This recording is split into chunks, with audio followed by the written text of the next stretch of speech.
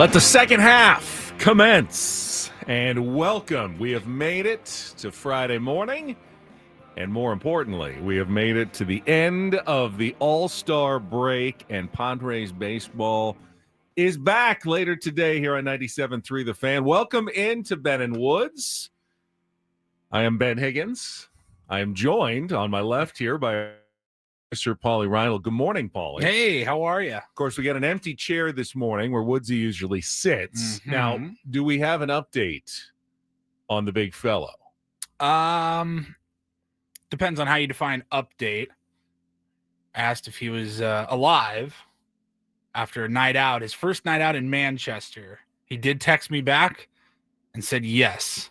Okay, that's good. We saw some pictures yesterday. He did arrive safely on his epic expedition to Manchester, England, to celebrate his 50th birthday, which is tomorrow, with an Oasis concert in their hometown. He's very excited about it. Been talking about it for way to months. Celebrate.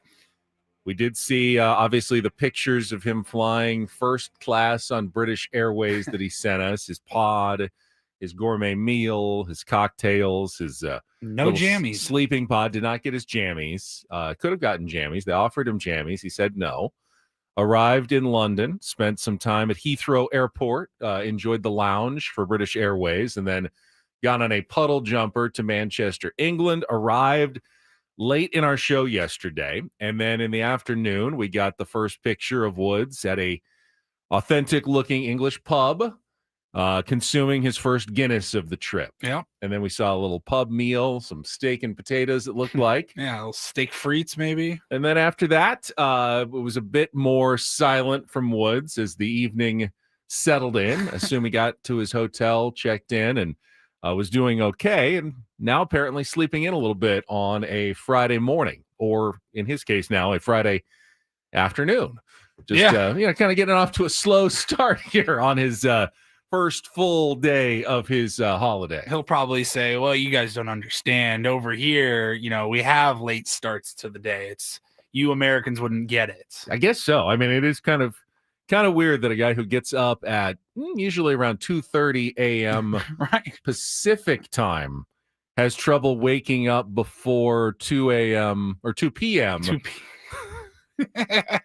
English time when he's over there. But if he does wake up and decides to give us a call, we will get an update directly from him. We'll make some time for him. I don't know what the odds are right now that we are or are not going to hear from Woods in the next 4 hours. Yeah, we were thinking, originally we had it planned. We're like, oh, it's 2:00 in the afternoon. He'll join us for foreplay on Friday. Maybe we can try to get him at the 8:00 reset. That would be 4 p.m. local time for him. He's not up by 4. What do we do?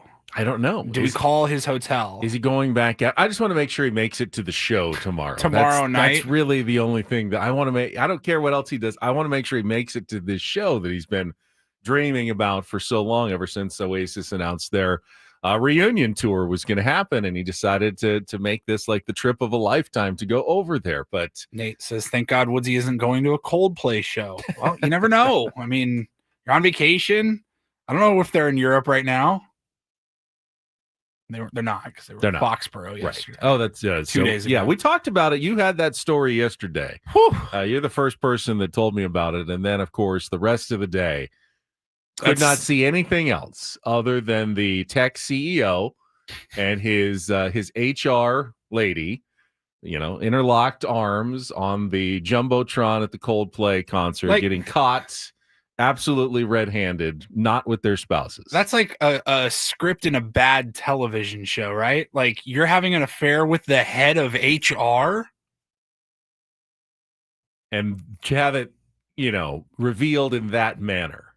Now, I had a few people send me a statement from the CEO, which my first reaction with just about anything these days online is that fake or is it real? And people are like, oh, that's fake. And like, no, this is really a statement. I don't know if that was actually true or not, but he was blaming Coldplay partially for. I believe that was a fake. That was a fake. Yeah, okay. I think that was a fake. Yeah. I think the reporter that first put that out was Peter Enos. Peter Enos. Like P Peter Enos. dot P dot Enos. Enos. Yeah, I don't think that was a real statement. Nor is it the responsibility of the camera operator at a concert venue to decide who is and is not going to end up on crowd shots on a jumbotron. But of course, had they reacted differently, no one would have noticed or really said a thing if they just kind of rolled with the CEO. it. Yeah. I mean, everyone's probably seen this video, and had they not done anything, what made everyone like scratch their heads was the reaction of how mortified they were. Right. But it's not like it was, I mean, I'm sure it was being recorded somewhere, but it's not like a lot of people are watching a live stream of a concert all over the place and that was going to get headlines. It would have been a forgotten shot, but someone pointed out, oh, did you see their reaction?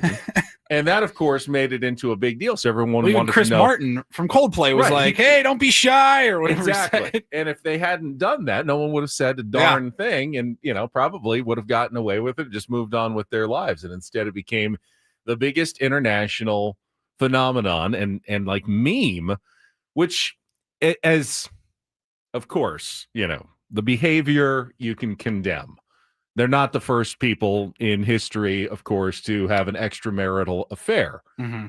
Most people don't end up in billion memes around the planet right. because of it, though.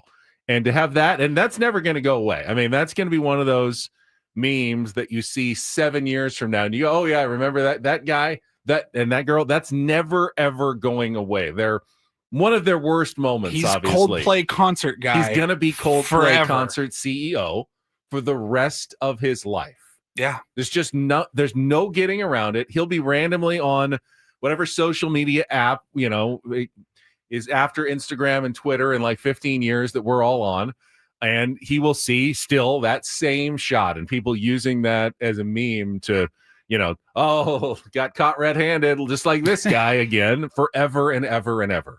It's really remarkable. I mean, think about it, not just in like a work, like we professionally, we put out content for consumption on social media and you hope that it goes viral, right? Like you want, maybe not even viral. Like we don't put anything out there hoping it goes viral, but you want the reach. You want people to see it. And then when it finally happens to you, now he wasn't trying to put out viral content at that concert, but when it happens, like, it's crazy. You got to remember, it can ruin your life. I'm going to disagree with you. I don't really want to go viral. That's what I'm saying. The only time I ever went viral was when I got run over by the truck on live television. Viral's not the right word, but even if you put out a tweet about how bad the umpires are in tonight's Padres game. Yeah, I mean, you want people to see it. You want your audience to, engage with what you're doing online. For sure. Yes, you want them to engage. Once it gets beyond your audience, though, you've probably done something embarrassing or wrong. That's at least my take. I mean, occasionally there's that heartwarming story that makes it around the planet, but it's almost always something embarrassing, humiliating, disgusting. It's human nature. That's what interests all of us, and that's what ends up becoming the viral sensation. Yeah, it's you got to be careful, man. You just got to be careful, I guess, with everything. I mean, to be known as something like Coldplay concert CEO guy now forever is wild. I'm okay passing on the rest of their 15 minutes of fame and just moving on to a different topic. Although, exactly. Talk about that. But what did you do yesterday, Paul? What did I do yesterday? I just kind of recovered. Yesterday was a long day. I was telling you this morning, Thursdays are already long with the round table, the extra hour that we have to do, Adam. And then having like a guest host, which is always fun. Like I had so much fun having Matt Janella in studio yesterday and he was great, but there is like a little bit of a sense of like, and you probably feel it too when we have a guest in, whether it's for an hour, for 4 hours, whatever, where you're like, all right, just kind of want to make sure they're good, make sure they're comfortable, they can handle everything. Like you're just kind of, it's almost like you're like worrying about them a little bit, want to make sure it's going well. And that just added like a little bit more, I don't want to say stress, but a little bit more to our plates. Yeah. I mean, Matt was great, and I want to thank him for coming in. And he was low maintenance. I mean, as easy as any he's the best person we've ever had in studio because he knows what he's doing. But Paulie still has to set up his computer the way it's supposed to be to get into the video so we can be on YouTube and everything. So I totally get that feeling. I actually had a fairly simple day, went into Channel 10, did a preview story on the Padres second half of the season, and then got out around dinner time. And my buddy who's in town, Scott, texted and said, "You want to meet for dinner on your way home?" He was kind of in the neighborhood. I said, "Well, all right, we'll cross paths. Where are you?" And he was like in Kearney Mesa. So I said, "Okay, we'll meet kind of the Convoy Asian Cultural District in Kearney Mesa, where they have some great food options." And I said, "Just pick somewhere that looks good." So pick this place called the Hot Spot, I believe. And it was a Korean barbecue joint, which, I mean, Korean barbecue can be delicious, but honestly, Paulie, my hot take is I just think it's too much for me. I don't know if it's the hot coals that are in front of you on the table in summer, where it's just you're feeling kind of the smoke and it's getting hot already. Yeah. Or it's the work that you have to do in, grilling all the old meats, and you're okay, I don't want to make sure this is overcooked. I don't want to make sure it's undercooked. You're just sitting there the whole time. Hang on. You're not about to complain about like paying full price for having to cook your own food, are you? It wasn't even that. I would rather have someone prepare the food for me than have to do it myself. It was a good deal. I think we paid, $35, and it was all you can eat, which when you get to my age, I think my all you can eat days still are one pretty serving. numbered. Maybe a half another serving. No, I'm not taking maximum advantage. Now, if I was in college, sit there for what? There's like a 90-minute time limit. So we were never getting close to the time limit. In high school, we had a Mongolian grill near us, and we would go there for lunch. Like if we had a day where it was early release, you could get there. They had like the all-you-can-eat lunch buffet.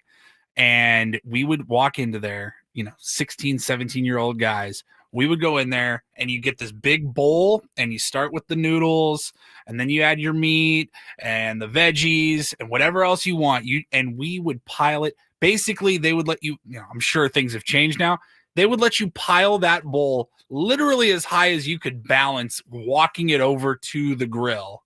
And then they would cram it all into a little to go. Oh yeah, if you're a college student, God, that was elite. It was absolutely elite. But now that I am a grown up, and yes, it was called the Fire Spot. Carl Wyatt, you're right. Fire Spot on Convoy, right there by O'Brien's in that shopping center where you can never park.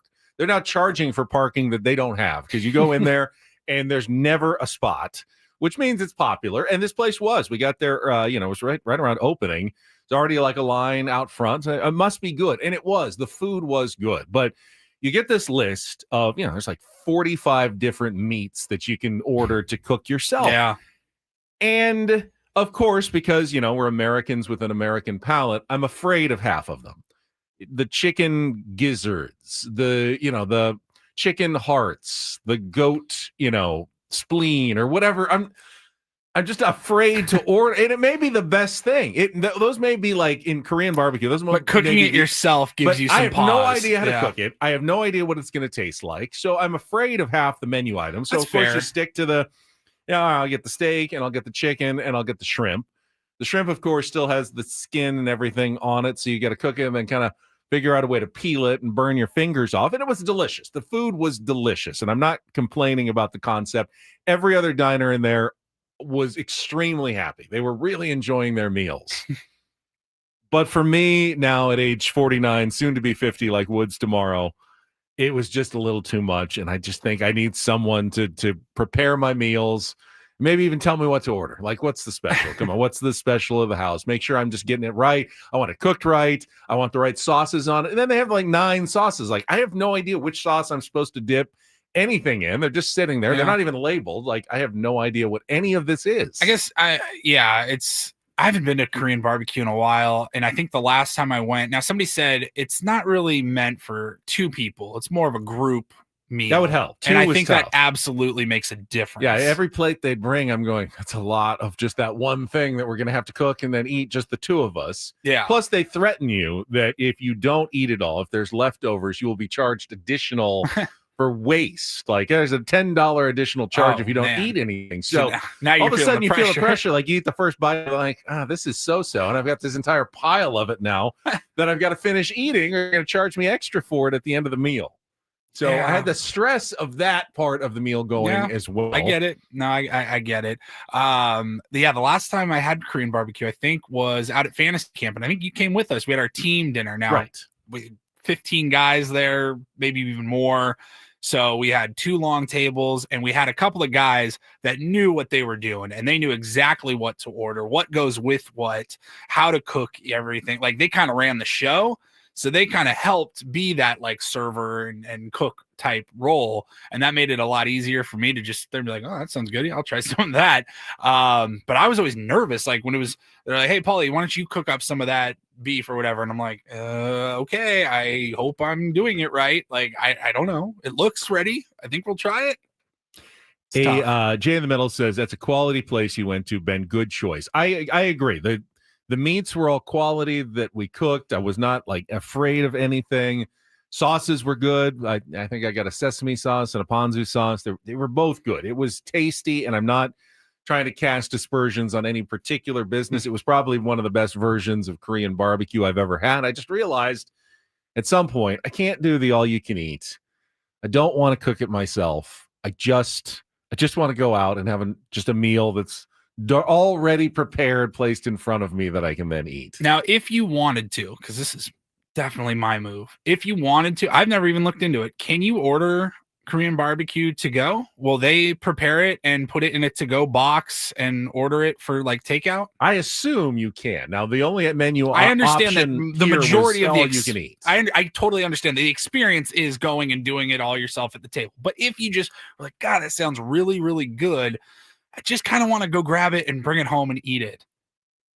I don't know if I mean, what business would not say yes? Someone wants to pay you for their food. Right. You don't even have to take up a spot in their restaurant that other people can be eating in. Of course, who doesn't do that? A business whose business model is you come in and make it at your table. I guess so. I mean, is it Korean barbecue if you're not cooking it yourself right on the grill? I don't know. I'm sure somebody in the chat will let us know if they've ordered takeout for Korean barbecue. Then it's just, like regular Asian food served with rice, and it's already cooked and you take it home. But which has to stay in your lane, Ben. Stick to Thai food, spice level 4. No, I'm the spice level 4 guy. Me and Woods. Hey, you were here. I think you were here for that. Maybe you're not.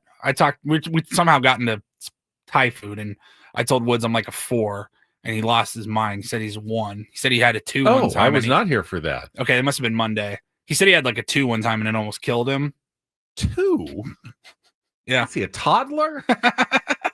Yeah, I'm usually around a 4. I can do 5. I've had 7 a few times. It's a little much for me, but I can do it. My wife gets 6. I've tried 5 to like kind of see if that was too much. It was just a little much, a little spicy. So I stick with 4. Anytime you get above like the middle of the range, it stays with me. I don't mind the spice when I'm eating it. I actually like that. It's addictive.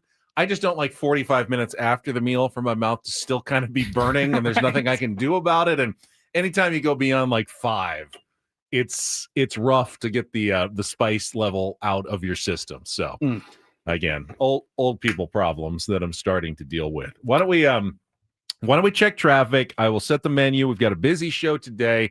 Multiple Wood's not here, coming in with Padres perspectives and more. We'll let you know what's coming up on a Friday edition of Ben and Woods. Ben Higgins, Paulie Rindle with you on San Diego's #1 sports station, 97.3 The Fan. Here's Kelly. From the 855 Get Ross Traffic Center, protecting San Diego after accidents or injury, here's Kelly Danick. Traffic is brought to you by Park 101 Multi-Level Sports Bar and Restaurant at the Carlsbad Village. Good morning. Pretty good start on our freeways, except West 8 is a 125. Got a 2-vehicle accident blocking the 2 right lanes, as well as the transition to northbound 125. So give yourself extra time if that's your route, West 8 at the 125.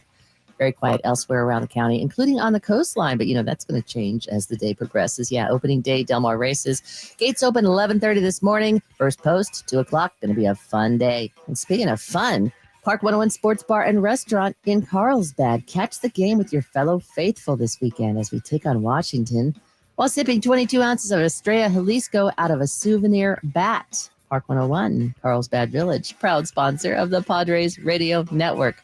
I'm Kelly Danick with Ben and Wood, San Diego's #1 sports station, 97.3 The Fan. Thank you, Kelly. Busy show this morning as we get you ready for the start of the second half of the baseball season. And we do have pitching matchups for you for the series against the Washington Nationals. We knew about the Padres starters yesterday. Now we've got some Nationals probables, and we can go through the series. Look ahead to the second half and what it's going to take, of course, for the Padres to make the playoffs again. And when I say again, Paulie, it's because Padres haven't made the playoffs 2 years in a row since 2005 and 2006. Yeah. Seems kind of weird because it feels like, oh, yeah, they're in the playoffs like every year. But they're not. They've been in the playoffs every other year since 2020. Right. But and 2020, as much of a weird 60-game season as that was, that's still for me, and maybe 2019 is the more appropriate year, but for me, just internally in my head, 2020 kind of seems like the start of this Padres era for however long it lasts. That's when they brought back the Brown. That's when Tatis was not a rookie anymore. Like we made the playoffs that year. That kind of felt like it was really the start of this. It was AJ's first big buy at the trade deadline, even though it was only 30 games into the season. Right. It marked a change in, I think, the eras of Padres baseball. I think you're right. Yeah, even though the trades, let's be honest, did not work out well for us that year. Is that the year we got Nola and Dan Altavilla and Austin Adams? It turned out not to be the greatest. We got trade Mike deadline Clevenger in history, from Cleveland. Yeah, it wasn't great, but it signaled something. Yes, exactly. And it's been pretty much chaotic ever since. And so since 2020 to make the playoffs every other year, you saw what the Giants did in the early 2000s. Now they won it all every other year. The part that scares me is the years that they don't make the playoffs, they don't just have a bad year and miss the playoffs. Like they miss it in epic fashion. The collapse of 2021, the all-star, all-world roster in 2023 that couldn't get the job done. I will throw out one other. I told you, alternating playoff years for the Padres. I'll throw one other stat that I confirmed yesterday as well. The Padres have never won a playoff game in an odd-numbered year in their franchise history. Never won a playoff game in an odd year. The only times they've had any playoff success, 84, 98. They won a game in 2006 against the Cardinals, but they got swept in 2005, which was the only year they ever made the playoffs with an odd-numbered year. And then they've gotten 2020, 2022, and 2024, but missed in 2021 and 2023. So one playoff appearance, and they got swept 3 games by the St. Louis Cardinals. They have never won a playoff game in an odd-numbered year in their 56 years of franchise existence. That is kind of crazy. So maybe... Hopefully, the trend can change this year. We will talk Padres baseball, and we will talk SDFC soccer with our pal Darren Smith, who's going to join us. Tough week for Darren. We mentioned our condolences to him. Lost his dad earlier this week, but he's still working. And SDFC's got another game tomorrow night at home against Vancouver. That was something I wrestled with yesterday, and it's just business. It's just part of the job. But when you have weekly a working relationship with somebody that's a good friend like Darren is, who I've known for 10 years now, and I know we have him on Fridays, and I go, I don't know how to reach out and ask if you want to join us, because God knows I would totally understand.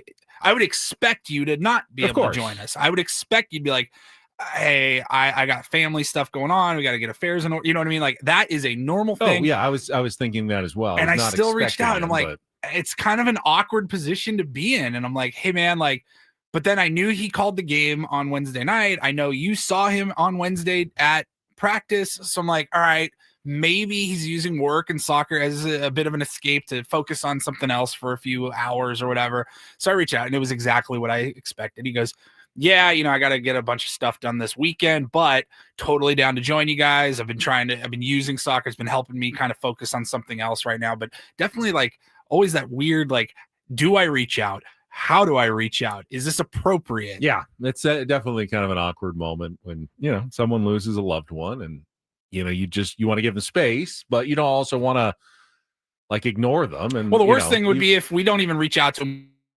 He's out this week. Right. Maybe next week and we'll then catch up with him. and And then it's at awkward. 7:30, he's like, "Hey, are we not doing this today?" I'm like, "Oh crap, sorry."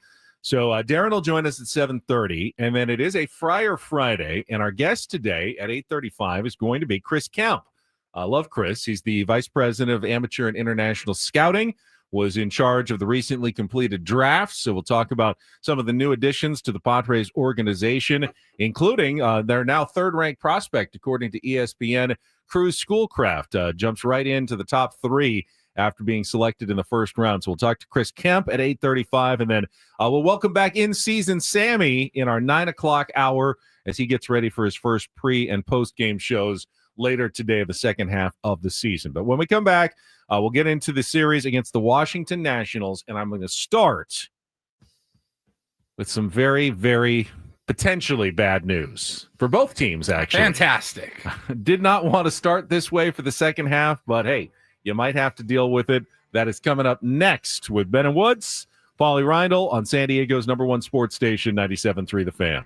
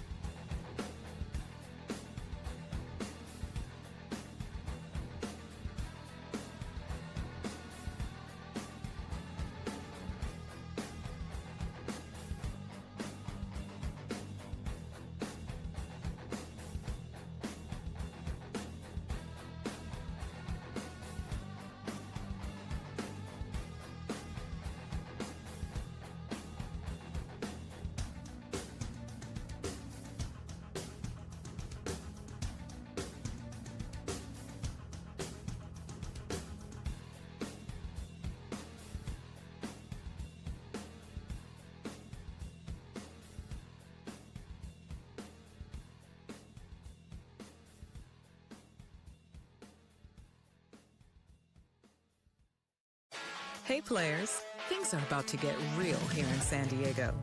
Introducing the all-new Hamul Casino Resort. With a 200-room hotel tower, exciting new eats and drinks, plenty of new places to play, and a luxe spa and salon. Hello, rooftop pool and deck. It's where players can play their hearts out and enjoy all the perks that come with it.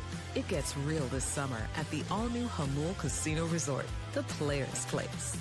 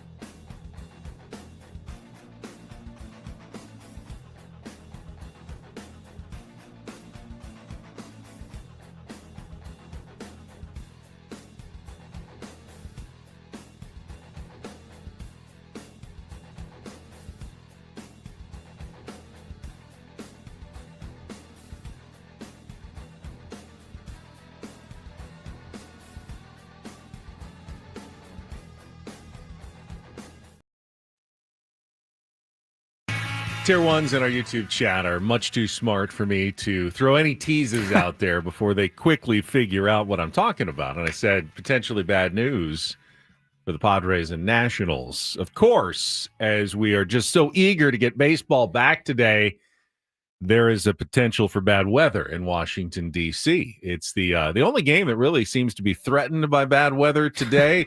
But with the Padres playing 10 games on the East Coast and only one of their venues, Miami, having a covered roof, you've got potential for weather this weekend in Washington, and then who knows, next weekend in St. Louis when they play 4 games against the Cardinals. You could get more weather there. So, well, you know, Ben, it's corn sweating season. Oh, that's right. In St. Louis, get the hot corn sweat. Corn sweat and adds sizzling. to the humidity, like the literal corn growing adds to the humidity of the entire region as the corn sweats. We learned about that last year, year before. Yeah. Did Jesse tell us about it, or was it Schilt? Might have been last year. It might have been Schulte. Or I know we talked to him about Katie Wu may have told us. Yeah. I'm not sure. But first of all, I mean, the temperature's okay. It's obviously humid in Washington, D.C. low 80s, but the chance for rain and thunder showers sitting around 40 to 50% all around, hours before and during the game. And then, lightning maybe later in the night, but who knows if there's going to be delays, Has delay every to the start. every single East Coast game for the Padres this year been at least threatened with weather? Feels like it. I mean, maybe there just shouldn't be East Coast teams in gonna Major League Baseball anymore. We're going to talk about it more and more as we get closer to the end of the 2026 season and this impending lockout and labor strike and all that for 2027. And who knows for how long that's going to last. Players and owners fighting over a salary cap. I personally propose that Major League Baseball should implement a rule where all East Coast teams need to play in a dome. At least everywhere with a likelihood of rain, a retractable roof. Yeah, because I don't want every stadium to have a dome. I don't want Petco Park to have a dome. We don't need one in Petco Park. We have one rainout every 5 years, which is fine. Arizona, they need. Padres, of course, got rained out when we were in Philadelphia and had to play the doubleheader the next day. I don't know if it's so serious that a doubleheader is a possibility, but should be at least prepared for the chance of either a delayed start or a rain delay at some point during the game, which could impact your starting pitchers. We mentioned yesterday, Dylan Cease is going to get the start to open the second half for the Padres, looking to bounce back from a rough first half, of course, that saw him go 3-9 with a 4.88 ERA. The Nationals are going to go with right-hander Michael Soroka in their first game. He's 3-7 with a 5.35 ERA. The Nationals, of course, don't have the deepest of pitching staffs beyond, of course, all-star Mackenzie Gore, who is scheduled to pitch on Sunday in the series finale against Nick Pivetta, and it'll be Mitchell Parker, who was also 5-10 with a 5.12 ERA, going tomorrow in the Saturday game. So a chance in these first two games, assuming they are played, against some pitchers who have given up some runs this year, for hopefully the Padres offense, Paulie, to come out and, get some momentum, get some good feelings, put some runs on the board in the first couple of games, and then carry that through like we saw last year in the second half of the season. They got shut out, remember, that first day after the All-Star break a year ago on that Friday, and then they started scoring, and they didn't stop really scoring for the rest of the season until the last two playoff games against the Dodgers. Their offense was top-notch in the second half of the year last year, and that's probably what the Padres need more than anything else. And Manny talked about it today in a piece from Kevin Acee in the Union Tribune. He actually said, Paulie, and I want to get your reaction to this. He said, we played our worst ball so far. And I sure hope so. Manny knows way more than I do, but I kind of disagree that the Padres have played their worst ball all season. They're 8 games above 500. I mean, we've seen them play worse baseball than what they did in the first half of this season. I think Manny's actually being a little hard on himself and the San Diego Padres by saying they played their worst ball so far. How about this? I'm glad they haven't played their best ball. Like, I'm glad they didn't peak in the first 2 weeks of the season. Well, the first 2 weeks were fantastic. They were great. So we don't know. Maybe they did peak in the first 2 weeks of the season. I sure hope not. I think Manny is kind of speaking into what he hopes is the reality of the second half, that they are going to play much more consistent offensive baseball. Look, you can win games where you played poorly. We saw there was a stretch like in the last month where it felt like they lost every game they should have won, and they won every game they should have lost. Like, you can play poorly and still scratch out a win. I think what Manny's talking about is they just haven't fired on all cylinders. The team's just not all clicking. Whatever way you want to say it, we haven't really seen that. We've seen Manny stay consistent. We've seen Xander get pretty hot for a good stretch. And then he saw a game from Jackson Merrill. He saw Toddy starting to turn a corner. Every time he had a good game, we're like, oh, is this it? Is Toddy finally turning a corner here?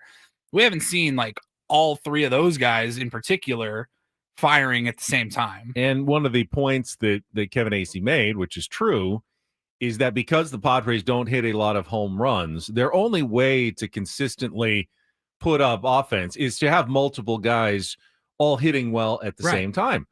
Because you can get, You can get 3 singles and load the bases, but have the Padres really ever had 4 guys in a row that are all, firing on all cylinders at the same time? He pointed out a situation recently when Padres put together some good at bats, double, single, walk, load the bases, and then Jose Iglesias came up, and then Jake Cronenworth struck out. It's when you're forcing your team to get 4 or 5 or 6 hits for a big inning. Like if you want a 3-run inning right now, if you're the Padres, you're going to need 6 hit through the lineup, 7 hits in that inning, and they don't have 6 or 7 good offensive players, or certainly not at the same time guys that have been consistently producing throughout the lineup to ever put together big innings like that. So you're always kind of forced to hopefully scratch across one here, one there, and at the end of the game you have your 3, and maybe that's enough, and maybe that's not enough. That's why so many times, like how many times do you think it feels like where an inning starts with Merrill or Tatis or a Rise? It starts somewhere in the top, and by the time it's time to like deliver the kill shot, you're down to Maldonado or Diaz or Lockridge. You know what I mean? Like it's you're at the bottom of your order, and you're like, well, we almost got you, and then we'll start again in the next inning at the top and try it again. And that does happen to other teams as well. The Padres aren't the only club that have non-productive 8 and 9 hitters. It's actually quite common. It's not always the catcher or the left fielder. It could be any sorts of positions, but a team like the Washington Nationals, you're going to see bad hitters at the bottom of their order as well. So it's not completely unusual, but other teams can make up for that by the long ball, by scoring with one swing of the bat, getting one guy on and then hitting a 2-run home run. I'm not talking about a grand slam every day. Padres don't even have a single one this year. They've had very few 3-run homers, but hey, 2-run homers, that's 1 grand slam right there. And we've seen very few games in which the Padres have even done that. They had a nice little stretch at the end of the first half, 10 home runs in 9 games, helped by the 2 home run game from Jackson Merrill. More power from him in the second half feels like it's almost an imperative. And so that's why that game against Zach Wheeler was such a good sign. Manny had 4 of those homers, though. I mean, they need other guys to step up with a little bit of power. And right now, it's probably not. It's not in the cards with the guys they have. You can't ask Jake Cronenworth to become a 25 home run guy. That's not going to happen.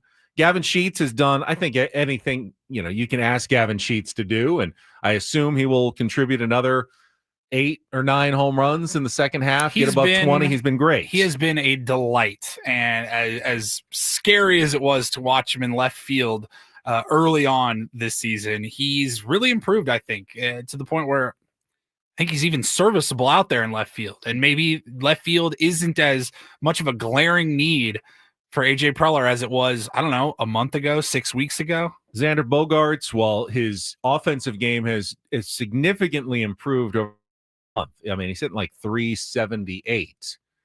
That does not come with any power, and I don't think it ever is going to again. I mean, yes or no, Xander Bogaerts will hit 20 home runs in a season ever again in his career. Ever again? Ever. He will get to 20 home runs in a season at any point in his career from this point on. My answer is no. Doesn't mean he'll be a bad offensive player, but I don't ever see him getting to 20 in his Padres tenure. Yeah, if it's going to happen, it's got to happen real soon. Right. And I was not getting there this year for sure. Right. And I just don't see the power. When he's hitting well, he's only done it 4 times with the Red Sox. He did it a few times with a shorter porch, a little more hitters. He hit 19 for us in 2023, his first year. 11 last year. He's at 5 this year. I just don't see I'll say yes just to be okay. Well, I don't see. And again, doesn't mean he can't be a productive offensive player, but the Padres need to find power bats. Right. It ain't going to be him now at the trade deadline. Whoever they pick up, someone needs to be able to put the ball out of the park. They don't have to hit 300 and put the ball out of the park, because if they're doing that, then they're probably an all-star, really expensive, and the Padres won't be able to acquire them. But you can find guys who hit 230 and put the ball out of the yard. We talked about Kyle Higashioka. He did that for the Padres last year. Hit 230, but he put the ball over the fence 20 times, including the playoffs. That's incredibly valuable and something the Padres need to acquire at the deadline. But more importantly, for the next few years. Yeah. They need to develop that. They need to find more power in their system, or draft more power, or trade for more power that's going to be on the Padres, year in and year out. Tatis, we've certainly seen he has the ability to hit 40 home runs, but is he have the ability to stay on the field all season long and hit for power? Man, he'll give you his 30, which is great, and it looks like he's going to do that again this year. But where is the rest of the power coming from? Jackson Merrill is going to have to step up, and the Padres are going to have to find other guys who can hit the ball out of the yard. Yeah. I can't remember if we were talking about this on the air or off the air this week, but we were talking about Kyle Schwarber, who is going to be a free agent after this year. He's not getting traded. Philly's not moving him. And my guess is they're probably going to re-sign him. I have no idea what Kyle Schwarber's value is going to be on the market, because he almost is like the Luis Arraez for the Phillies, where it's like, how valuable is he? Because I'm sure, just like there are Padres fans that get upset at Luis Arraez for not having pop, there got to be Phillies fans that are upset that Schwarber, especially, like, remember, he was a leadoff hitter, and they're like, he's got a 195 average, but he hits 30, 40 tanks every year. Wouldn't that be somebody that you would want the Padres to just give whatever amount of money it takes to get him? Like, it's too early to talk about the offseason. I understand right that, now, but he's that type of player where you're like, dude, your only job is to come up and hit missiles. I don't want to give false hopes to the Padres fan base about what possibly could be coming in the offseason. And we can talk about that after a quick check of traffic here on 97.3 The Fan. From the 855 Get Ross Traffic Center, protecting San Diego after accidents or injury, here's Kelly Danick. Traffic is sponsored by Eliminate Termite, the orange oil experts. Just one problem to mention here. West 8 at the 125. Two right lanes are blocked, as well as the transition to the 125. So please give yourself extra time if that is your route. Fortunately, all of our other freeways staying out of trouble so far this morning. Have termites, Eliminate Termite inspects, treats, and repairs termite damage, all with a full structural warranty. Our orange oil treatment is safe for people, pets, and the planet. No tent, no move out. Protect your home naturally. Schedule a free inspection at eliminatetermite.com. I'm Kelly Danick with Ben and Wood, San Diego's #1 sports station, 97.3 The Fan. I agree that Kyle Schwarber would look good in the Padres It's lineup. not even Schwarber specifically. But it's the someone like type that, of player. I do agree. I don't think that the Padres will be adding another high-priced core player to the roster anytime soon. I think they have their core of who they believe are their star players. It's a prime Fernando Tatis Jr., hopefully entering his prime Jackson Merrill, and then veteran whatever production you're getting from Manny Machado and Xander Bogaerts for the next few years. Those are your prime offensive players, and then the rest of the roster will be built around them. Hopefully, AJ will find some young players who can, be the next Jackson Merrill. Leo Dallas DeVries, could be a superstar at some point, and you will augment your 4 stars with other players that come in. Finds like Gavin Sheets, savvy moves. But I don't think, and this is not because of John Seidler. They were saying this when Peter Seidler was still alive from the organization, that they were always going to have to, find lesser priced talent to surround their stars. Right. And I've gotten the sense for 2 or 3 years now. There's only one team that can continue differently. to do that differently. It may be maybe the Yankees, but the Dodgers are the team that can continue to do that. That the Padres, I don't see going out and spending $300 million on someone else like a Kyle Schwarber or anyone else to add to their lineup, simply because there are whatever the financial realities are, and the new CBA that's going to have to be negotiated at some point. They're going to have to live in some sort of world where costs are at least tamped down, and they can't go single year. And they're really already kind of, as we know, at their upper limits of where they can be because of the luxury tax, because of their market. So dreaming on, let's look at what the top free agents are every single offseason and which ones will the Padres be targeting. I don't plan on playing that game very often, in the future. That's not how the Padres are going to be improving their club. Yeah, I would agree. Now, that doesn't mean you can't improve your club. I think any big money that is going to be spent over the next few years, it's going to have to be to rebuild the rotation.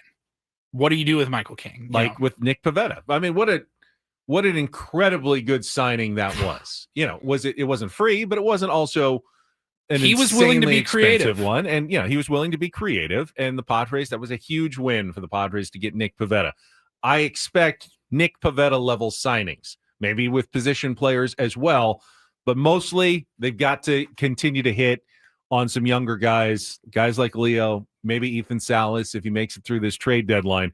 That's how the Padres are going to augment their core four in their lineup going forward. It's not going to be pursuing the top free agent in the market in the offseason like Kyle Schwarber's, who, quite frankly, I mean, Kyle Schwarber's probably seen the best couple of years of his career, the last couple of years. I just looked up. He's making $20 million a year. He's on the last year of his contract. It was 4 years, $79 million with the Phillies. Like, I don't know if he makes more or less. He might make more, but you'll get less production than the Phillies got out of him. Yeah. Or the Phillies end up re-signing him just because he is beloved there and they just don't want to let him go. But they will overpay to re-sign him because you can't expect to get from Kyle Schwarber the next 4 years what you got the last 4 years. That's just not how aging works for anyone. In the, late 90s, early 2000s, every team you could not contend without at least one big boy DH slugger in your lineup. And then the game started to kind of change a little bit, and that wasn't as important. For God's sakes, you're seeing Luis Arraez now sometimes DHing. You would have never, ever seen that in the year 2000. Yeah, Padres, you never would have seen it. The Padres are definitely more of the mold breakers than other teams. But it does feel like they don't have a power hitter at first base. They don't, put a power hitter necessarily a designated hitter. They have kind of zigged when other teams kind of had zagged. The traditional baseball thinking has not applied to AJ Preller in many different circumstances these last but few it does years. Feel like the game's kind of trending back in that direction where you need that big bat somewhere in your lineup, whether it's first base, DH, whatever. D says Nick Pivetta level signings. Can you explain that a little bit better? Yeah, I mean, a veteran player in free agency, but not at the top of the market. Get savvy signings that maybe other teams are not picking up on. You got to be smart. Doesn't mean you're not spending money. They spent money on Nick Pivetta, but you got to be smart about it going forward. All right, we'll come back. It is a Flashback Friday. We never got to it on Throwback Thursday. Woods was not a fan. I'll explain.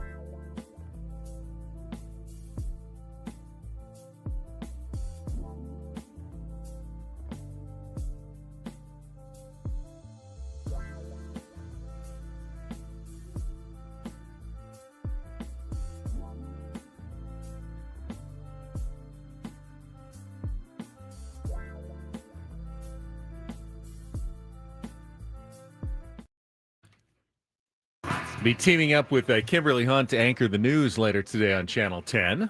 Now, Kimberly's got the choice assignment. She'll be on location for opening day at Del Mar. The racing season begins today where the surf meets the turf. And, if you love racing, there's no more beautiful spot to catch races in America than Del Mar. I know the horse racing industry has certainly seen some ups and downs lately. I will say that the stats are very clear. There's no safer track for horses than Del Mar in the United States. The weather is great, and if you love it, you can go out there and enjoy some horse racing over the next few weeks. There are a few changes, though, including, if you'll remember, Paulie, Trevor Denman retired last year, which means there's going to be a new track announcer at Del Mar. And away they go. South African, the lilt that is so associated with the sounds of Del Mar for so many years. No more. Larry Colmus is taking over, and you probably would recognize his voice. He calls the Kentucky Derby and other big races. And down the stretch they come when he'll start calling the first race today as the new voice of Del Mar going forward. But yesterday was our Throwback Thursday. We had Matt Janelle in studio, and we never got to our Throwback Thursday clip, and it actually worked out pretty well because, as you were telling me, that our clip from way back in 2018 actually came from opening day at Del Mar when we were broadcasting live from out at the races. Yeah, July 18th, 2018. And I don't have as many clips from our first year as a show saved. This is one of the earliest clips that we have archived here. And this is back from the old station. Yeah, I believe I was back in the studio. You guys were down at Del Mar in the dark. I think we were 5 a.m. at that time. I think we were still 5 to 9, and you were out there early. It was opening day, and I do not follow horse racing, and Woods is not a track guy either. No, I'm definitely spending the most time of the three of us at Del Mar. It's not even that I'm not a track guy. It's like I don't really. Right. I'm not in tune with horse racing at all. But I do know that every year or every 2 years or even every 3 years, there's always the one horse that's going for the Triple Crown that everybody's talking about. And, he's racing at Del Mar this week, California Chrome. I remember a few years ago. Well, in 2018, that horse was Justify. Don't remember Justify. Don't remember anything about Justify, but I remember that was the horse of the season. And Woodsy just assumed that every horse that walked by, which I don't know, what are there, a couple hundred horses easily? In the stables, on opening day. Oh, of course. And he thought every single horse was Justify. Look, there's Justify. You see him? It's not Justify. Well, it's a brown horse. How would you know? You wouldn't know if I put him in a lineup. I asked him. I interviewed him earlier. That wasn't Justify. But that's the thing is, it could be, and you would never know. That's what I'm saying. But would it embarrass you guys that every jockey that rode by on a horse, if I asked them if that was Justify? Yes, it would. Absolutely would. Is that Justify? Is that Secretariat? Yes. Okay. All right. Now I'm all caught up in my horse racing for 2018. Long gone. Long gone. I can literally hear you rolling your eyes. Yeah, I can hear the disgust in your voice. So remember, this is before. Let's just say this is before Woods and I reached an understanding as to what the show was kind of going to be and there was what our roles were and how this was all going to work. There was like an enlightening period. I took myself way too serious. It was like 6 months in, we kind of started to feel like how the show might sound, and really it was about a year in before we kind of all accepted and knew what the show would sound like and everybody's roles and everything like that. But I mean, this was 4 months in, not even 4 months in as a show, and you're on probably our first remote at that point, opening day. And I'm stressed about it. Listen to the first, as the first thing out of your mouth, you can hear how frustrated you are with him. Look, there's Justify. You see him? It's not Justify. I remember kind of being stressed about it because, we hadn't really had, much success at that point. We're trying to find our footing.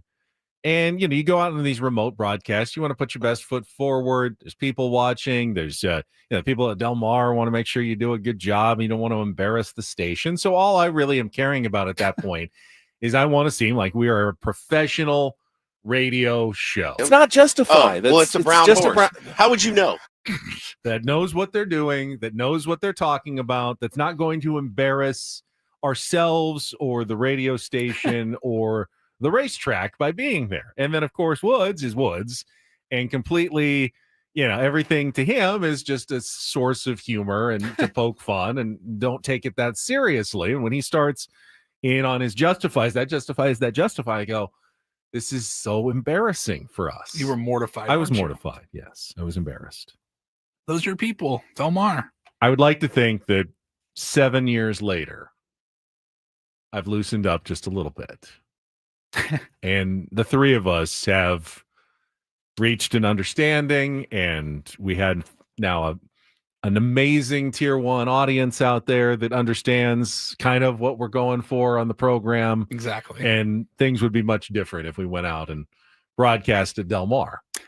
But we wouldn't, because Woods would say, I don't know. I am so glad we're done with that stuff. Aren't I you? mean, why do you want to be out? The races don't even start until 2 in the afternoon. Yeah, we're off the air at that time. We're off the air at there 9 from 6 to 10 a.m. What are we going to do out there? Just interview jockeys all day? Yeah, Craig Dato and what about what are they going to say? They ride horses. They try to make the horses go fast. They want to win races. We get it. We understand the job of a jockey and a trainer. Oh yeah, we feed the horses and we work out the horses and we try to get the horses to run fast. At the end of the day, I mean, it's not an easy job.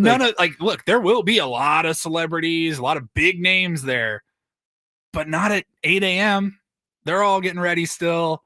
Our 1090, like that station lived at Del Mar during the summer. There were remotes there all the time. Personally, I didn't understand it. I didn't think it was good radio. Like I don't think that many people listening really cared that, oh, look at this horse walking by that none of you can see. Like, well, the funny thing about the races, if you're going, you want to get every tip and any info you can get. Like you hear a jockey go, I'm really excited about this horse. Boom, putting $10 on this horse to win. I mean, you're looking for whatever inside info you can get. If you're not going to the races, though, which is most people that are listening, most people, I don't think that you're scouring over the daily racing form every day, that you're looking to see. You need to know who finished, who showed in the 6th race every single day. It's just not, unless you're there. If you're there, you care completely about it. You're going through the list. You're looking at the jockeys. You're looking at the colors. You're looking at the trainers.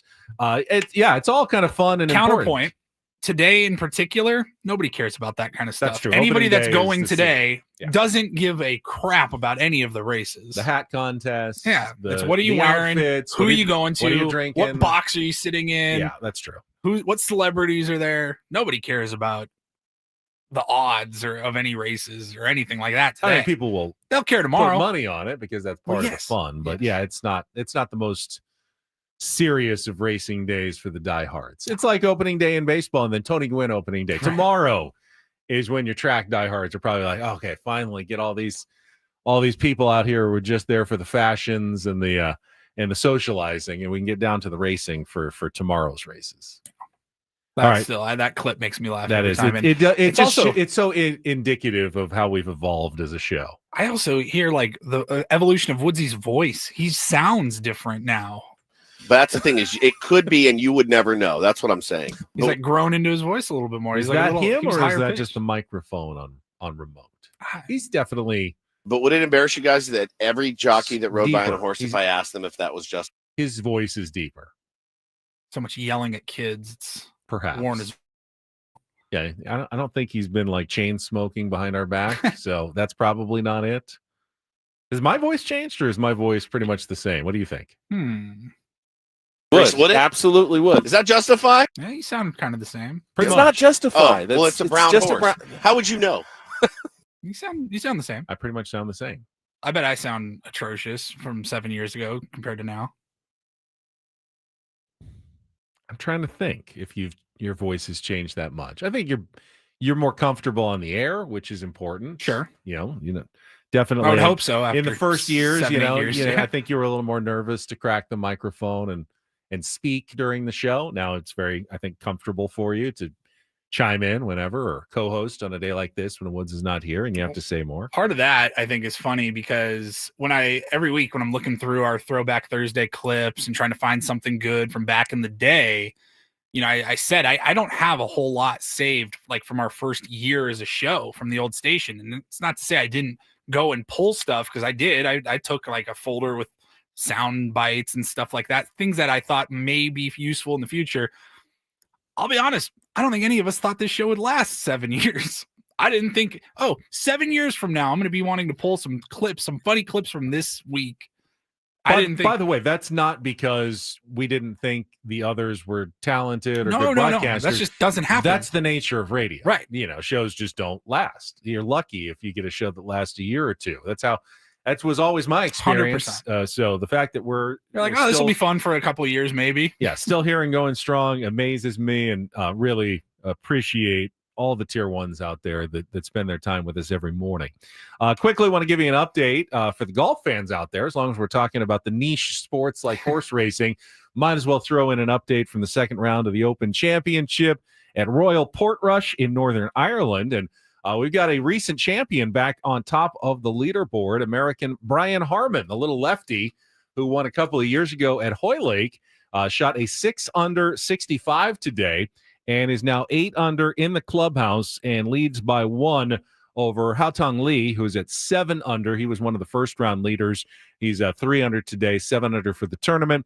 Robert McIntyre, Rasmus Højgaard, Tyrrell Hatton. Are you just making up names? I'm not. These are all real names. Matthew Jordan and Matt Fitzpatrick. This is golf. 5 under.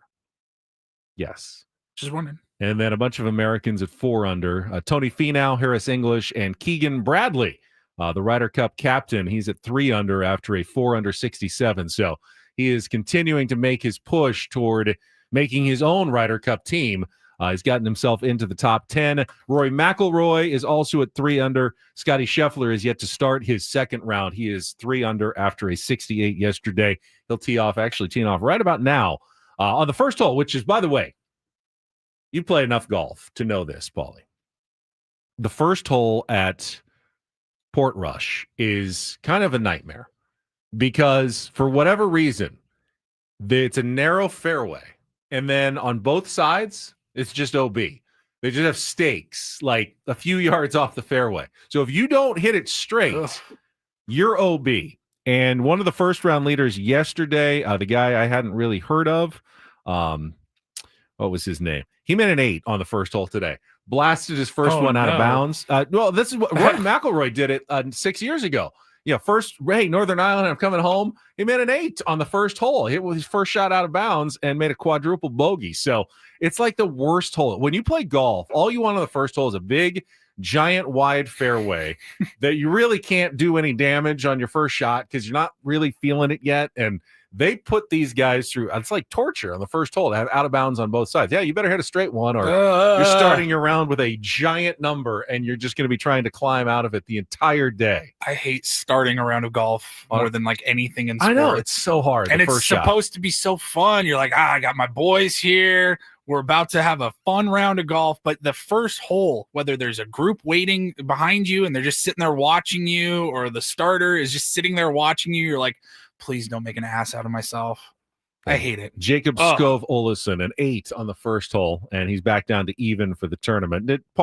Even par since then, but it's hard to bounce back from the old 8. And even if you warm up at the driving range, it's like, that was 15 minutes ago, and now I'm standing at the first tee, and I still don't remember, okay, now how am I supposed to swing? And you just have no idea where that first shot is going. We're going to take a timeout. When we come back, don't do this, which has the normal, sports athletes getting in trouble, but I have a do this that I am very passionate about involving San Diego State basketball. And we will get to that coming up next with Ben and Paul on a Friday morning on San Diego's #1 sports station, 97.3 The Fan.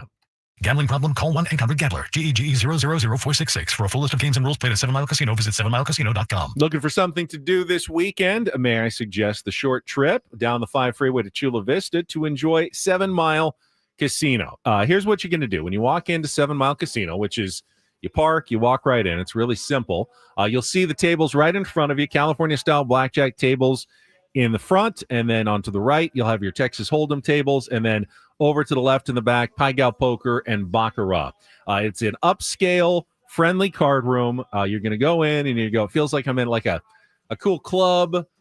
Cool restaurant, and they do have a cool restaurant. Sammy's at 7 Mile is over to the left with a beautiful patio that overlooks San Diego Bay. There's TVs all over the place. You can get a cocktail. You can get a meal any time of the day thanks to their 24/7 players menu, which features chicken in town.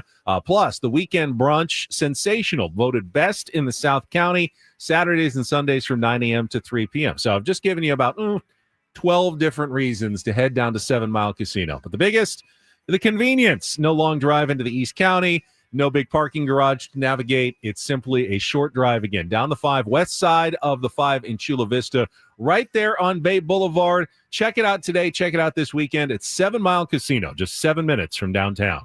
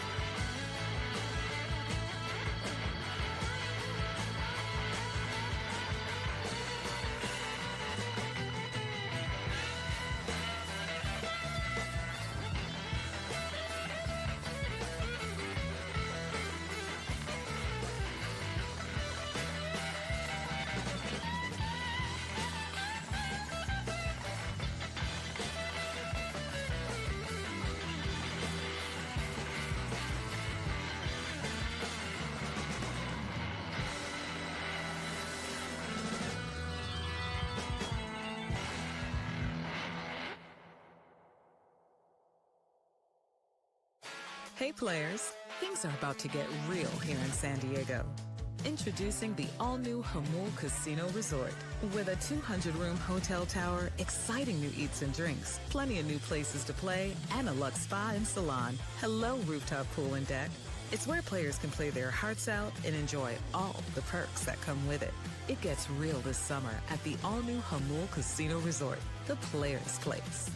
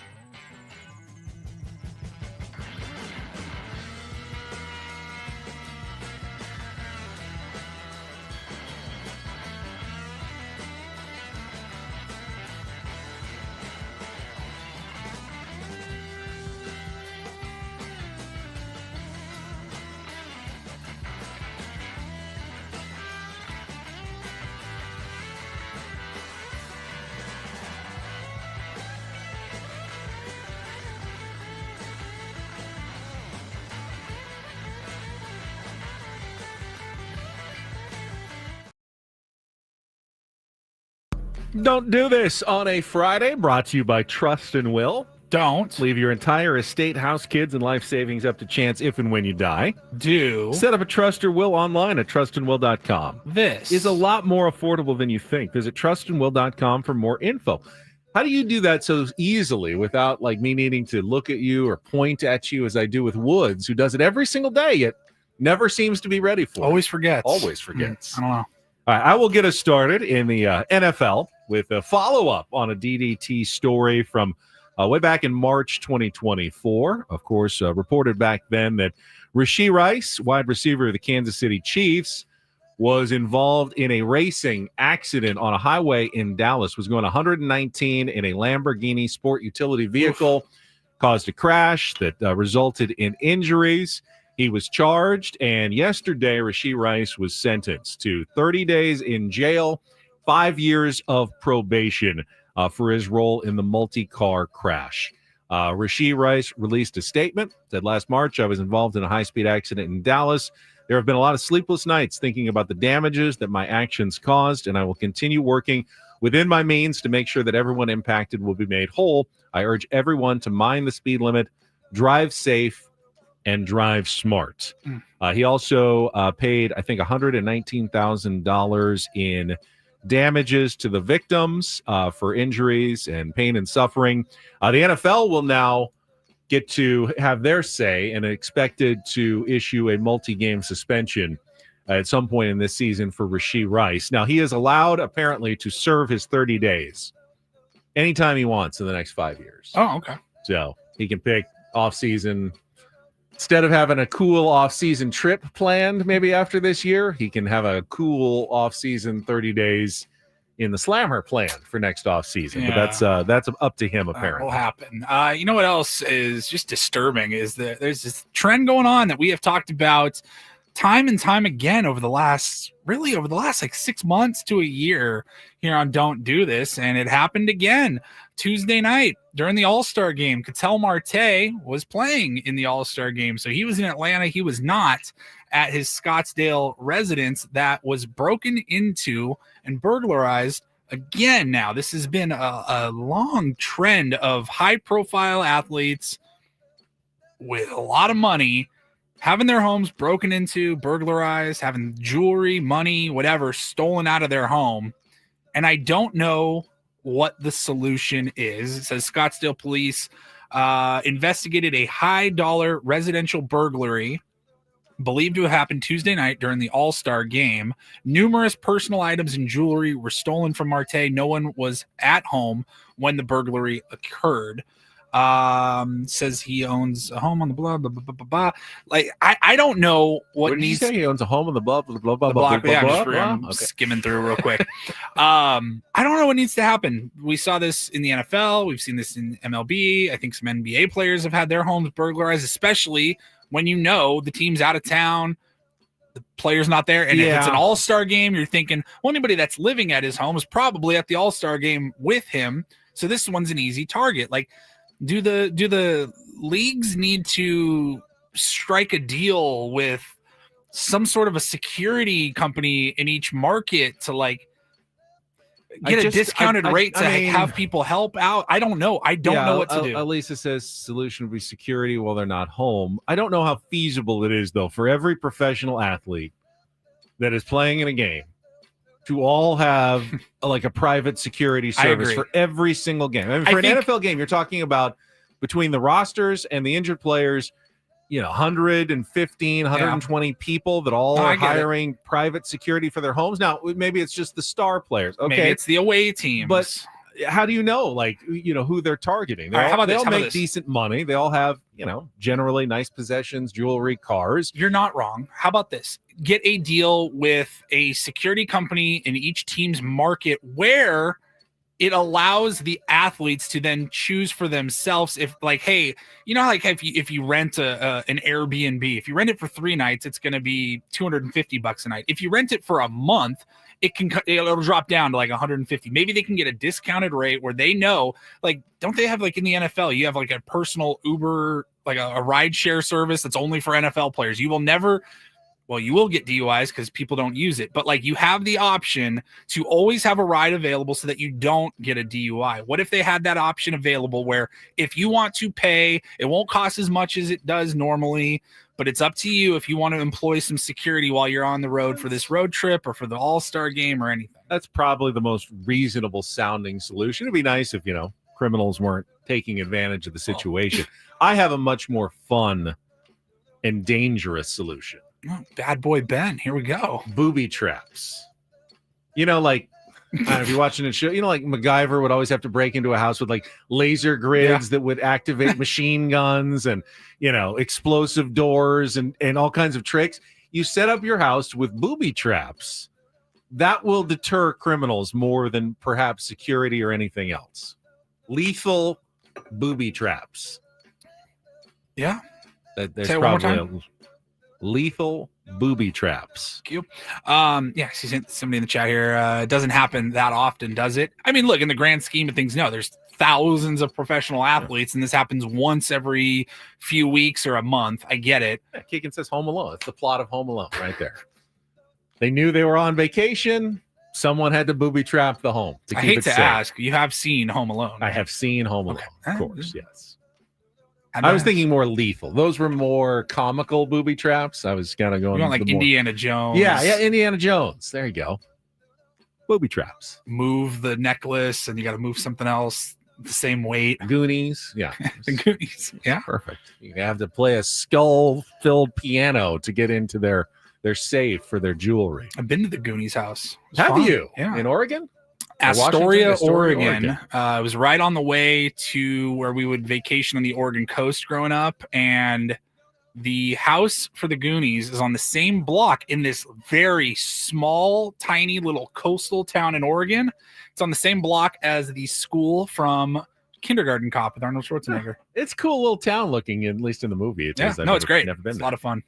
All right, finally, do this. DD mega doo-doo. So I got, as I always do, I got a PR email yesterday from actually a PR firm that said San Diego-based Dexcom, leading diabetes technology company, has officially launched an NIL program with a number of different college athletes representing. One of them, they said, was Miles Bird of San Diego State, which I thought, okay, that's interesting because Miles Bird doesn't, as far as I know, he doesn't have diabetes. Dexcom monitors your blood glucose, something that, my family is very familiar with. I mentioned it a couple of times, but when my son was 14 years old, he was diagnosed with type 1 diabetes. So he has to give himself multiple injections of insulin every day and monitor his blood sugar constantly. It's very difficult and it's a challenge. It's tough. Nothing he did wrong. It's an autoimmune disease where your own cells attack your pancreas that produces the insulin. Like normally when you and I eat, Paulie, like any sugars or like bread, carbs, your body will create the insulin that will break down the sugar. Yeah. With people with type 1 diabetes, their pancreas no longer does that. So they need to give themselves insulin every time they eat to act like their body is releasing it. Otherwise, their blood sugar will skyrocket and you can die. You can go to ketoacidosis and die. So I thought, well, that's cool for Miles Bird, make some extra money, staying at San Diego State. But then he revealed yesterday, did a long interview with Mark Ziegler, the UT, that he does, in fact, have type 1 diabetes and has had it for the last 6 or 7 years throughout high school and throughout his college days at San Diego State. And you may not have noticed, but he has moments where in the games he may have to go back to the locker room and receive an injection or have some sugar if his blood sugar gets too low. Sometimes you have too much insulin and then your blood sugar gets low and you get kind of weak and woozy and you have to eat something quickly, something filled with sugar to get your blood sugar back up.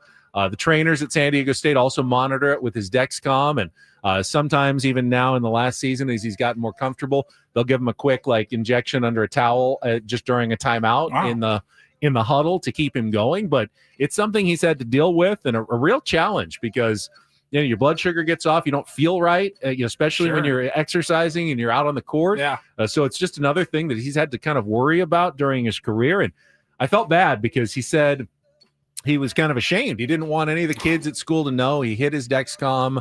He did not want anybody at school to ever know that he was a diabetic kid. He didn't, there's camps and there's programs where you can go and meet other kids with diabetes. And my son was the exact same way. He did not want to do any of that, just like Miles Bird. He wanted to be a normal kid, not the kid with diabetes in high school.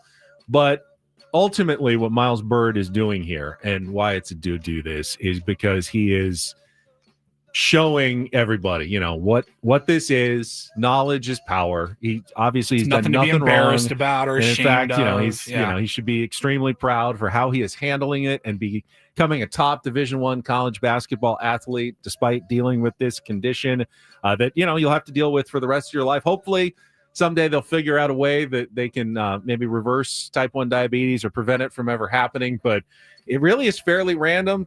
Sometimes they say it's genetic. We had no history in our family. We're completely caught off guard. Same way that Miles Bird was when he was diagnosed, just like came completely out of the blue. So good for Miles. That's awesome. I'm glad he's taking advantage of it. Dexcom, great local company that has helped my son and so many other kids and people with type 1 diabetes. And Miles Bird is going to be representing them going forward. Love that. And that is Don't and Do This for a Friday.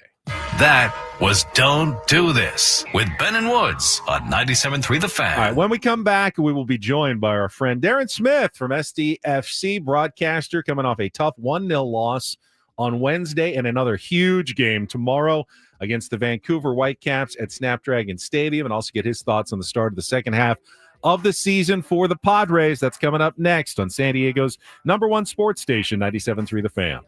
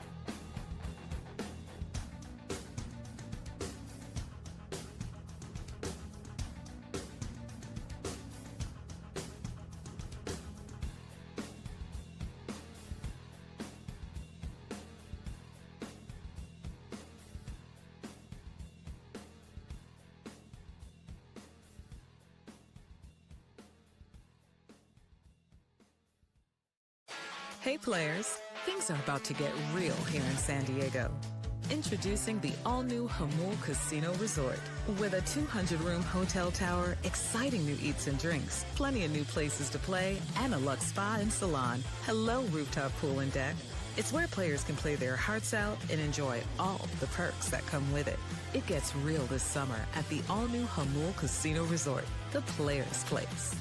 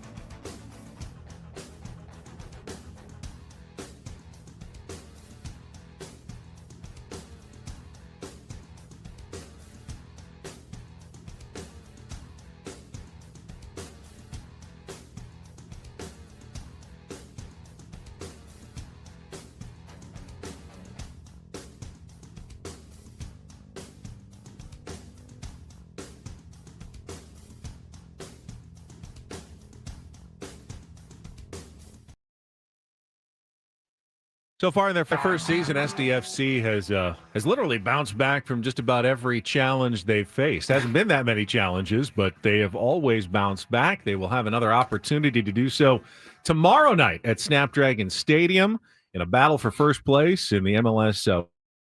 We will talk about SDFC and more with Darren Smith. He's standing by and will join us right after traffic here on 97.3 The Fan. From the 855 Get Ross Traffic Center, protecting San Diego after accidents or injury, here's Kelly Danek.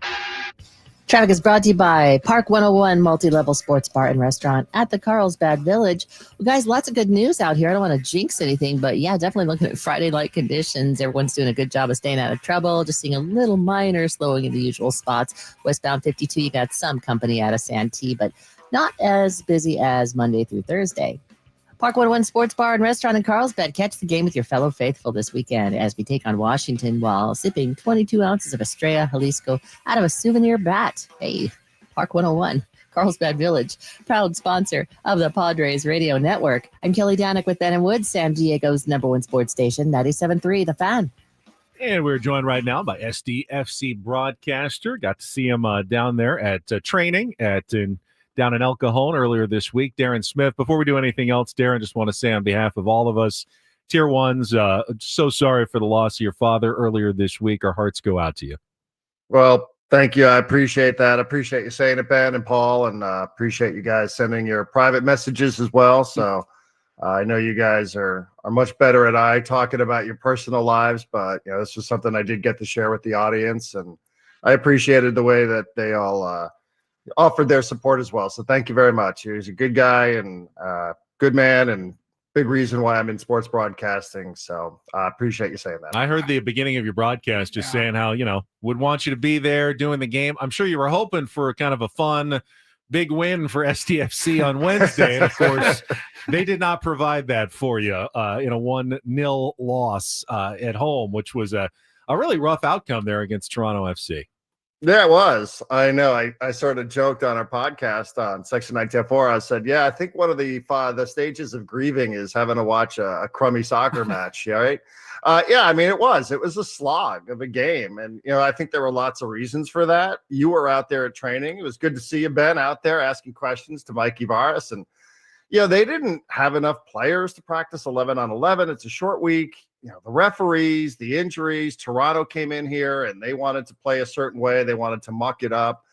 All of these things are reasons why the quality of the game was pretty poor. But I don't know that any of it serves as an excuse for why the result was what it was. So, even all of that being said, Toronto probably had it worse. They were on a short week too. They had to travel from a different country. They're without players, and they walked out with 3 points. So, I think there was a reason why the quality of the game was poor. But in terms of not even being able to walk away with a point in that one, whether you can point to some questionable refereeing or injuries or being shorthanded, or the Milan Iloski situation. All of that stuff is valid, but that felt like a missed opportunity.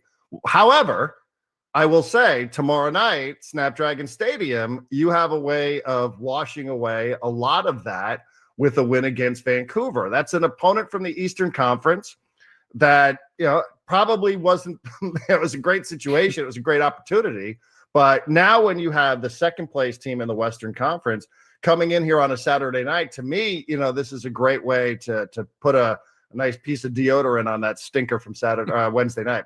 You mentioned Milan Iloski, and it was that day when we were there earlier this week that SDFC announced that they had mutually terminated the loan. And I made the point the other day that, the last thing that SDFC would want after losing a top scorer that has 10 goals in 10 games is to then not score any in their next game. It's not a correlation. You can't say one game, just like in a baseball game. You can't draw any big conclusions, but it's so easy to push that narrative. Oh, yeah, he leaves, and all of a sudden, there goes the offense. I mean, tell us why that's kind of crazy talk for non-soccer fans here. Yeah, I mean, it's not. It kind of, it is, I'm sure, was in the back of everybody's minds, right? That you had these circumstances, that you had this, this confluence of events like we were just mentioning there that led to, a match that was not one for the time capsule. Credit to Apple. They have to put together these packages, these highlight packages. I couldn't believe they came up with 8 minutes from that game. It's really impressive. But, I understand why somebody would say that. It's just the way sports work sometimes. You make a trade, and all of a sudden the thing that, might be the concern, and all of a sudden it shows itself right away. It seems like it's the way sports works. But, I will say, you are, this is the highest scoring Iloski came to San Diego. So, there is that. But, what this does now is I think it puts a little bit of a brighter light on certain players who maybe hadn't performed to the level of Milan Iloski. You have been starting other players on this team and wondering, well, why did this guy have all this production? But this guy's been here since day number one, and he hasn't yet produced, not even close. So you're right. I do think it is the way it goes. And by the way, let's take that a step further, because Vancouver's coming in here tomorrow, and people remember that just on June 25th, I think it was, SDFC went up to Vancouver and beat them 5-3. Milan Iloski scored 4 goals in that match. So, you're getting one of these, the timing of his loan mutually being terminated by both sides and not being able to reach an extension. Not only did it manifest itself on a Wednesday night in a clunker of a game where there was only one shot on target from SDFC, but now the game that he really rose to his most popularity was Vancouver. So, what's in store tomorrow night? Just add to that one. Talking to Darren Smith here, SDFC broadcaster, and one thing that gives me confidence as a new MLS and SDFC fan is Mikey Varas. And the Yoda of soccer coaches delivered again earlier this week. I talked about it with Woods with another gem when he said, your opponent is your best teammate. He has dropped these little nuggets just throughout his I've thought his about tenure. that most of the week. I know. He just keeps dropping these wild, nuggets. yeah. And I do feel like, I don't know, just an insane amount of confidence in Mikey Varas, which I don't know if you can explain kind of the history. I know he was the interim U.S. men's national team coach and kind of had come up in that system and as an assistant, but why was he available to get this opportunity, and what did everyone else miss out on that SDFC has been able to take advantage of here? Yeah, and I have to thank you, because you asked him a couple of questions during his media session on Tuesday that we used in our pregame show. So you're welcome. Yeah, I know. I probably should have asked permission from Adam Klug to use your voice, but Hey. he He is. I mean, he's just such an insightful guy. Yeah, he was coaching with the U.S. Youth National Team for a while. Then he got the opportunity to join Greg Berhalter's staff. And he was serving under Greg Berhalter, and then Berhalter ends up getting fired last summer after the Copa America, and the U.S. Soccer Federation, they had their eyes set on somebody who was a big name, somebody like Mauricio Pochettino. So, Mikey ended up filling in as an interim manager for a window and coached the U.S. team for a couple of times, but he had never coached at this level. And as much now as we look back 22 matches in and think, wow, this guy, like you said, he is the soccer Yoda. I love listening to him speak. I even loved him after Wednesday night. He didn't make any excuses. He could have said, hey, listen, we got screwed by the referees here. Did you guys see that? That was a handball. Come on. How come we're not getting a penalty kick in our building? That's a joke. He's like, hey, our quality wasn't good enough. And I love that accountability from him. I really do. But, I just think he probably picked up a little, a label that he was more a youth coach. He had coached academies in Dallas and Sacramento. With the U.S. Youth National Team. So maybe he picked up a little bit of a label. I'm not so sure. I didn't know too much about Mikey before I met him, before he was introduced here. And even then you're like, well, I don't know. Like, how's this going to work with big personalities like Chucky Lozano and guys like Anders Dreyer? Like, are they going to look at this guy? Are they going to respect him? And, I think that the answer to all those questions, obviously, in hindsight, is yes. Just the way he, his presence, his philosophy, he's quite brilliant when it comes to talking about the sport. He's so dedicated. He does things his way. He's an original. He's not a fake. So I think all of those things really, really matter. But he was a relative unknown, I think, for me and for a lot of other people. So I'm really happy for his success. I'm glad he's the guy that's in charge here, because I think he's the perfect person to sort of guide us, through this type of situation, especially when there's obvious questions about what's going on with the project. Darren, let's turn our attention to baseball for the last couple of minutes here. Weather permitting, second half of the season starting tonight for the Padres in Washington. And I looked it up. Usually when you get to the All-Star break, most teams that are in playoff position at the All-Star break make the playoffs. But there's always one or two that don't. And the Padres are in the most precarious position right now with just a half game lead over the Giants, game and a half over the Cardinals. They've clearly been good enough so far. What do the Padres need to do, though, to make sure that they hold on the rest of the season and at least get to October? Yeah, what is the Dave Marcus Doppler 7000 telling us it's a little about dicey in Washington. Dicey. Everywhere else seems fine, but Washington got like 50% chance of showers, maybe some thunderstorms, all right around game time tonight. All right, good. I'm sure Marcus will be in somebody's ear talking about the tarp is on the field.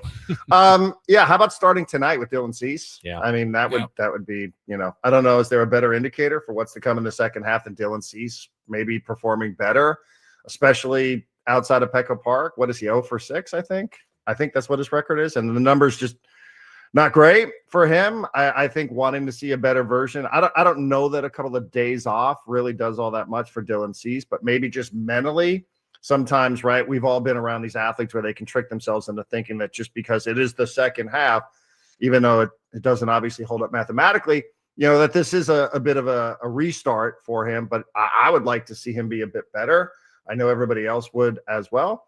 And, I also think what they do at the trade deadline, I think that, it's not the same clubhouse, but a bunch of years back, don't you remember when there was this emotional ebb and flow about what they were going to do at the trade deadline? And we were all sitting there watching the same thing. They thought the Padres were going big, and then they ended up not going big, and the Dodgers went big instead. And it felt like it took an emotional toll on the team. So I would like to see, inside of that clubhouse, what are they waiting for? Are they waiting for reinforcements to come? And if they don't come, are they going to feel disappointed? So, I do think, this series, especially Cease Darvish out of the gate, weather permitting, Dave Marcus Doppler 7000 permitting, I think getting off to a decent start here is probably a pretty big deal for them mentally. Well, I will remind everybody, the last time Dylan Cease pitched through a rain delay in Washington, he threw a no-hitter. So, maybe good memories of that. Yeah, who was his catcher that day? Was it who was his catcher? That was a Higgy? No. A year ago would have. I think it was Camposano, wasn't it? Campy? It was Campy. It was yeah. Campy. Well, it won't be Campy tonight. No, will not. Since he has been sent. Back that's a down to guy who AAA. should be loaned out if we're going to mix our sports here. That would be the perfect person to loan to the Orioles for a month to try to get him back on track. Last couple of minutes, you mentioned the trade deadline. We had our roundtable yesterday, and for some reason, this was but we got into a discussion about trading Robert Suarez, and all of a sudden, like everyone piled on, like, yeah, I'd be okay with it. If they could get something else for him, like makes everybody nervous. And then we all started feeling bad. Like Robert Suarez has been really effective for the Padres as a closer. Really, really effective. Why did none of us, have that much confidence in Robert Suarez and were willing to entertain trade talks for him this month? Well, is it that there's no confidence in Robert Suarez, or is there confidence in other members part of that of it? bullpen? Yeah, that was where I fell. I just said, look, he's got so much opportunity for saves because the Padres never beat anybody by more than 3 runs. So I really feel if Jeremiah Estrada was your everyday closer for the Padres this year, he'd probably be right at the top of the leaderboard in saves as well. Yeah, and I think you could probably make a valid case for that, or maybe even for another arm in that bullpen. Even if you want to rotate it around a little bit. I'm always reluctant to think bullpen by committee is a great strategy, but others have executed that. Yeah, I don't know that it, does it make you nervous when Robert Suarez is out there? I used to talk about this when Nevin was a co-host on our pregame show. And we used to talk about how fans would sometimes say, well, I don't know, something about Trevor Hoffman. It just makes me nervous when he's out there. You're always nervous in the 9th inning when it's a 2-run lead, right? You're always nervous in those situations. So, because the game is quite literally on the line.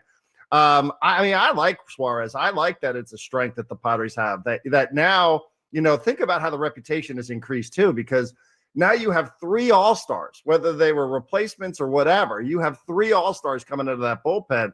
So now the other team's probably thinking, we better get to the lead by the 6th inning, because once we turned it over to them in the 6th inning, whether it's 2-1 or whatever, they got 3 of those dudes trotting out from that bullpen here. So that could be a little bit of a mental thing for those guys to deal with as well. So I kind of like it. It would take a lot for me. Obviously, I don't believe that there's anything that should be untouchable, especially if you can help yourself. It's a nice luxury to have a little bit of excess, a little bit of a surplus there. But I would take a little bit for me to consider moving one of those guys. Maybe people are just trying to project ahead because he could opt out at the end of this year, if I'm not mistaken. But, he can, and he will. I mean, if he's and smart, I also think the bullpen, to. you just said it. I mean, if you are going to the postseason, these postseason games are all about outs, counting outs and shortening games. And what better way is there to shorten games than to have a lockdown bullpen? Don't diminish your strengths at this point. Yeah. I mean, you want to reinforce your weaknesses, but at the same time, don't diminish your strengths. Well, I mean, these playoff games are all about, like, can you get 4 or 5 innings out of your starter, and then you're turning over to the bullpen. So for me, not that you want to get ahead of yourself and start putting yourself into the postseason, but I'd be real reluctant to just be like, oh yeah, let's go trade him for some slightly above average left fielder at this point. So you'll appreciate this, being the radio pro that you are. You just received perhaps the ultimate honor that has ever been bestowed upon Paulie Reindl. He does not do this for anybody. But last week, we kind of ran out of time and gave you the bum's rush right at the end of our Friday conversation. And I was just getting ready to leave and go on vacation. Paulie just removed the heart out at the top of the hour. He never does that. Yeah, you got another 40 minutes right now, we're Darren. We're not right, over time, but we've got anything. So, I mean, if you want to, take a few minutes, do a little show open on your own, just have a little bit of the D. Smith show right now. We have all the time in the world. Of course, Woods isn't here, so, I'm willing to let you fill any time. But no, we appreciate, you've got a lot of things on your mind for you to come in and do this with us. We really do appreciate it. And hopefully we'll get a chance to talk to you next Friday. Good luck to SDFC tomorrow. Thank you, guys. I do appreciate it. And again, thank you guys for, not just what you said, but also what you said off air. All that helps. My first time going through it, but I appreciate you guys. So thank you for doing it. Thank you. Yeah. Noted master of empathy, Ben Higgins over here. I think I said my condolences, Darren. That's what I muster, but I do feel for you, man. Thank you, man. I appreciate it. Darren Take Smith, it easy, brother. Always great, and gets the rare Paulie honor. I think we've done that maybe 3 times in the last, since we've been here on 97.3 The Fan with the heart. Usually, you don't give me enough time when you ask that. You try to jam that last question in, and I go, oh, that music's hitting in about 20 seconds. Darren's such a good guest, though. There it is. There it is. Now we're back. All right, so I got that means I got less than 30 seconds to wrap this up. You saw it coming. You wanted to treat Darren with the respect that he is due. Oh, of course. Gave him a little extra time, but we'll come back. We'll reset. Paulie actually admitted something. Kind of doesn't really want to be here today. I almost didn't show. I'll tell you why coming up in hour number 3 of Men and Woods ahead on San Diego's #1 sports station, 97.3 The Fan.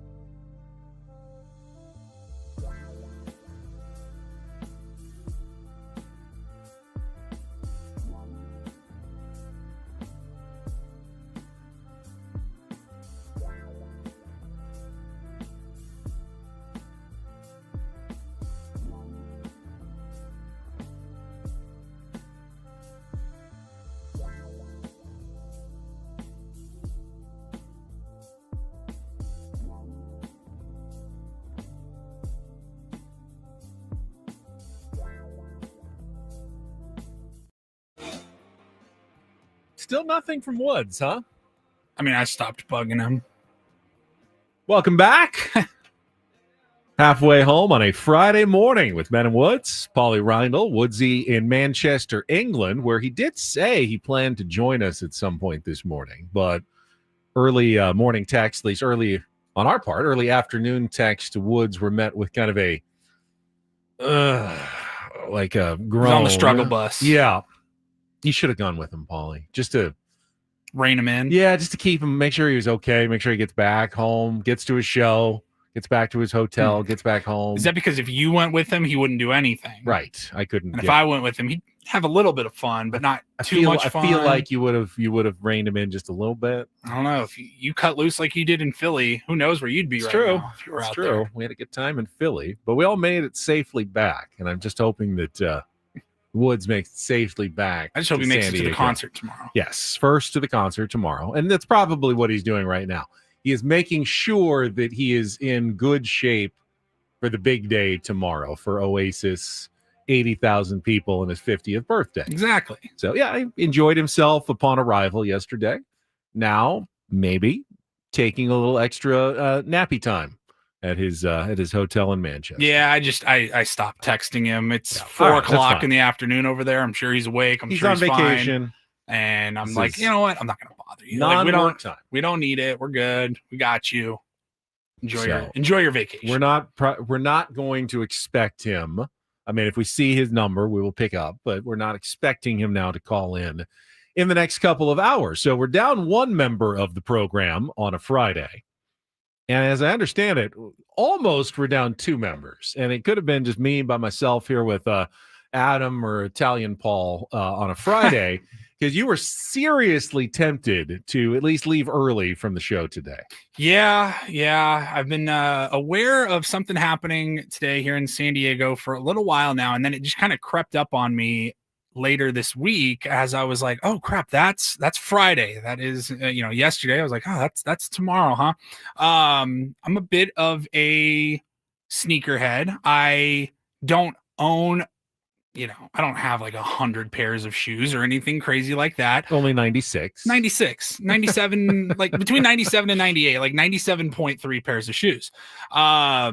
But no, I like to, I'm interested in the shoe culture. I like seeing the new releases and the new drops that come out. They're hard to get now. You got to basically apply on a lottery system on like the Nike app or whatever, but it's fun. It gives you something to kind of chase. It's like anything else you collect. And so I'm more for quality over quantity. I don't get every, like, I think I've got one pair of shoes in the last 6 months. But there is a Nike shoe drop happening in less than 2 hours now at Arts and Rec down in Chula Vista. Tier 1 Carlos says he's there right now, Paulie. Carlos, I'm a size 13. Send me your Venmo and I'll take care of you, buddy.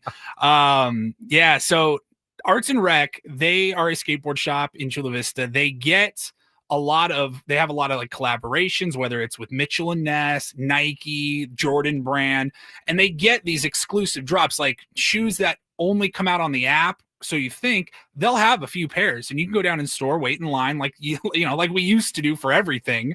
And you wait in line and you can buy the shoes there in person. Well, today, Nike, their SB, their skateboarding line, they have partnered with Arts and Rec specifically with them for the design of two shoes coming out today that I think look awesome. And they're like San Diego specific, like people in New York, people in wherever, like this is a San Diego design, a San Diego drop. And they partnered with the store rather than just giving them a few pairs of whatever shoe to sell. So this is like a San Diego thing. And brother, when I saw people lining up on Instagram yesterday, I saw a video that they posted, Arts and Rec. There were people lining up in chairs and tents and everything at about like 2 p.m. yesterday for a 10 a.m. drop, ready for the release today. Now, if you don't get them in person, you have the chance to get them online on their website later today. I'm sure the website will crash right when it goes live. And then I think next week you can win them through the lottery system on Nike's website. And then after that, you gotta go on the secondhand market and pay 2, 3, 4 times as much. You have a picture of these shoes for our YouTube audience? Yeah, the reason why people are lining, well, not the reason, but one of the reasons why people are lining up at Arts and Rec is because the first 300 people get like this really cool case for the shoe, like a trunk instead of a shoe box, like a cardboard box. It's just a big trunk, and it comes with like some sunglasses, a hat, a bunch of other stuff. So it's just a cool thing that like San Diego is being highlighted by Nike across the world now. Like everybody's going to have access to this drop, and it's a San Diego themed like partnership here. They look cool. I'm not denying that. Those are 2 different shoes. Yes, I realize that. They're not matching. So I figured, although I don't know shoes well enough, maybe you are supposed to wear different Punky No. Brewster-esque different kinds of shoes. Now, I just don't quite get it, Paulie. I appreciate how much you love it. Is it the craftsmanship? Is it the rarity of them? I literally... Well, it's like you don't buy collect my anything shoes at Costco. You don't. It's not just shoes. You don't collect anything. Like when if Woods was here, I'd be like, you chase down. You go to record store day, and records, vinyl records have drops and stuff like that, and that's something that you collect. It's more like that. I guess for me, you're taking an item. I mean, essentially, it is a shoe, something that we all have to use every single day. It's a shoe, goes on your feet, protects your feet while you're walking. Certainly, there's some comfortable ones and different styles, maybe like Velcro, maybe like laces, maybe like Skechers. Just step right in and wear them. But everyone has them. But by kind of artificially hyping up certain shoes, you are magnifying just the value of that one particular shoe.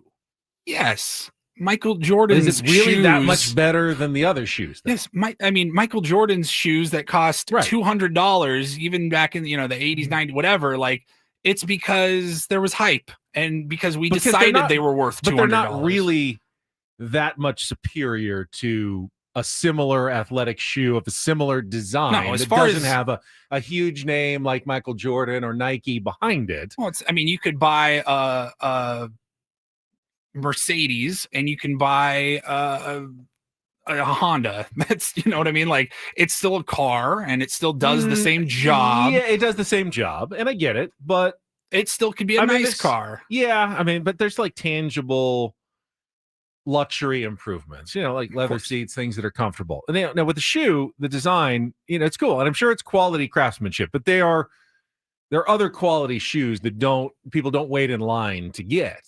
You don't have to wait in line. No one makes you wait in line for shoes. It's the fact that they do like limited amounts of them, which means, which is artificial. If they thought they would be popular, they could make millions. It's supply and demand. That's a basic, and it wouldn't be that hard. Economy. So they're artificially lowering the supply to kind of artificially increase the demand of these shoes. Are they playing you? Is what I want to know. Oh, of course they're playing. Like everybody's getting played by everything in business. When it comes to buying stuff.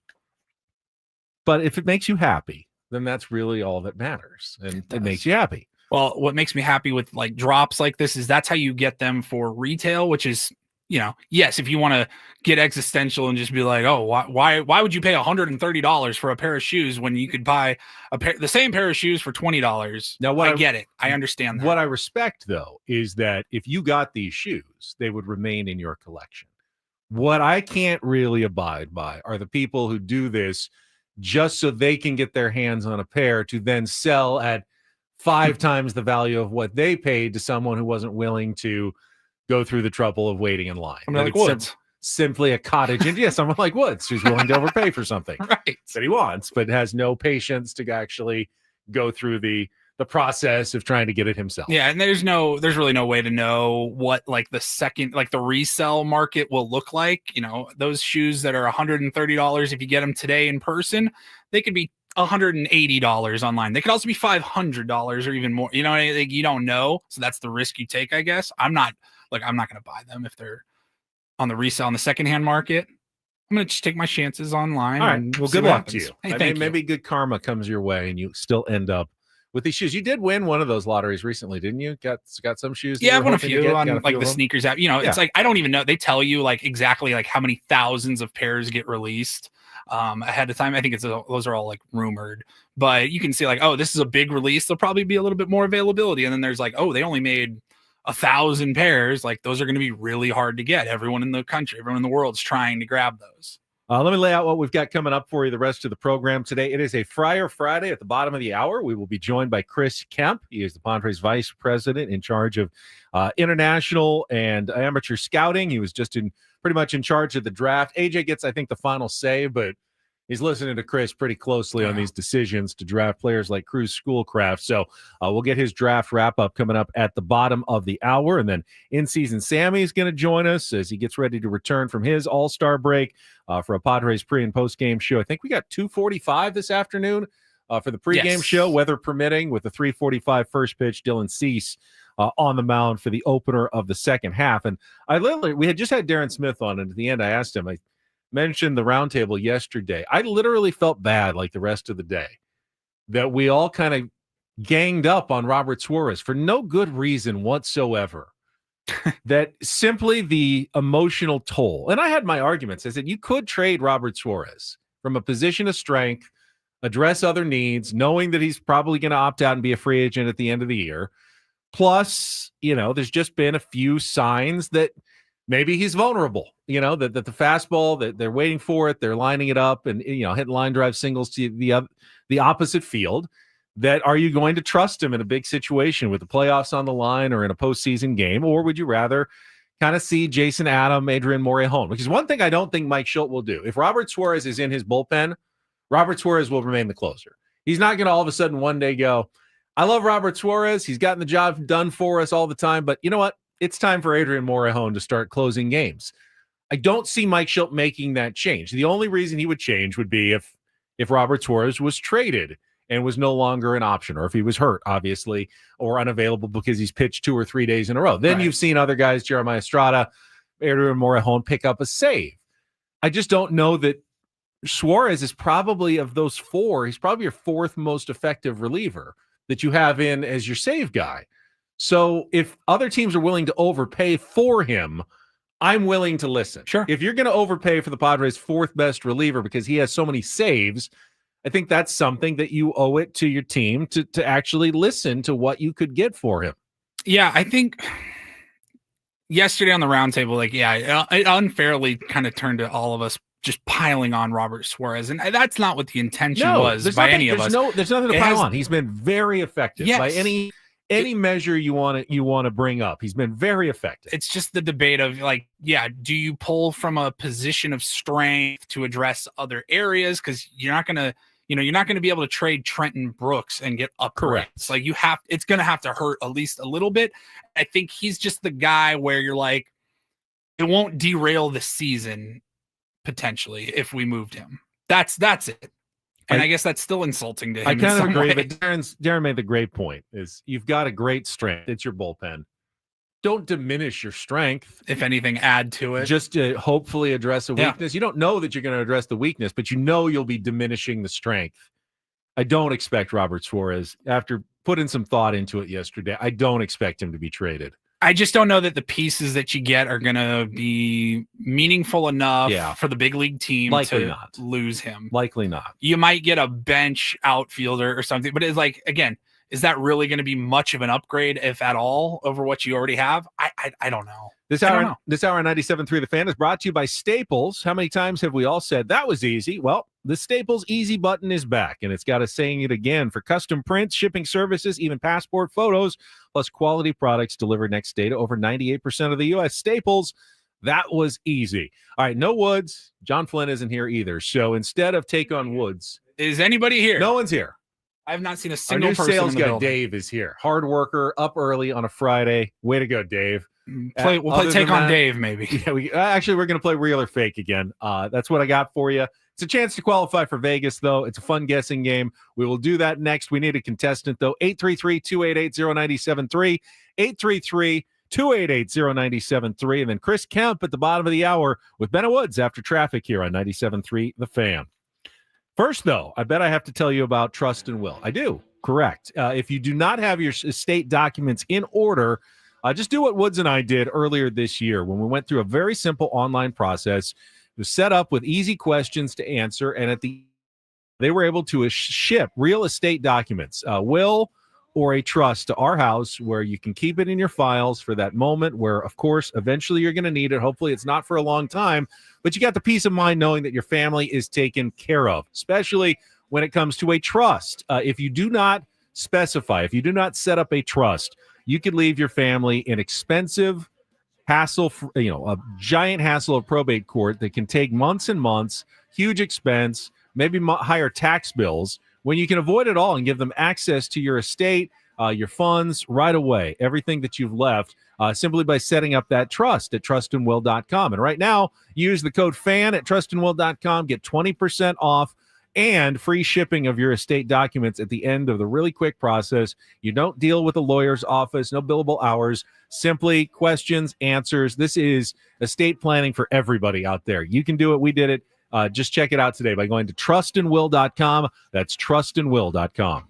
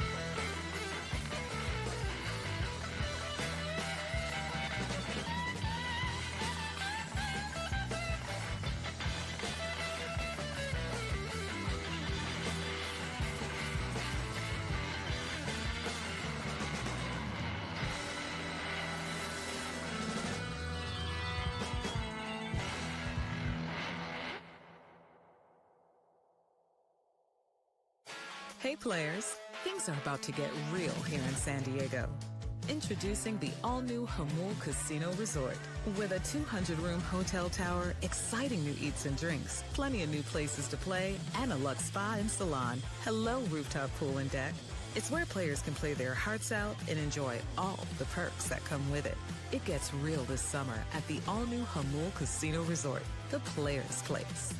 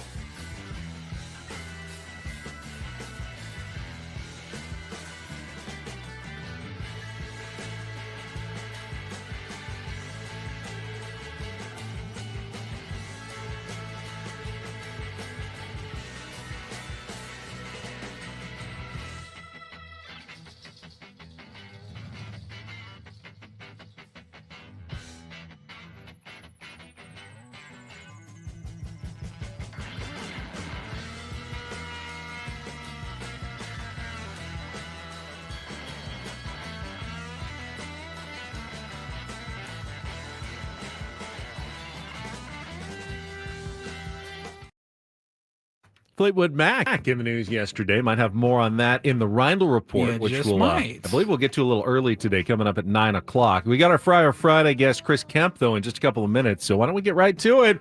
It is time to play a special Friday edition of Real or Fake. Some are here for the compelling sports talk with Ben and Woods. You can go plow through another donut. It's time for Real or Fake on 97.3 The Fan. Tell the people what they'll win today. Real or Fake brought to you by Bay Alarms, security and fire alarms for every business. We got you, and we got, is this Jeremy? Yes, it is. Hi, Jeremy. Let's put you right into our game here. If you can get 4 out of 7 right on Real or Fake, we'll put you into the grand prize drawing for our trip to Las Vegas, 2-night stay at the Park MGM, and 2 tickets to Motley Crue on September 19th, along with a $100 gas card. Get your own tickets to Motley Crue at Ticketmaster.com. Well, perfect timing again. Chris Kemp coming in, and we've got a draft-related game of Real or Fake. Padres took Cruz Schoolcraft with their first overall pick. Pretty cool name, as so many of AJ's selections have been. But there were also some other cool names drafted early in the first and second rounds this last week. So today on Real or Fake, I'll give you an interesting name. You tell me if it's a 25 MLB draft pick or a fake I've thrown in to fool you. Pretty simple. You ready to play, Jeremy?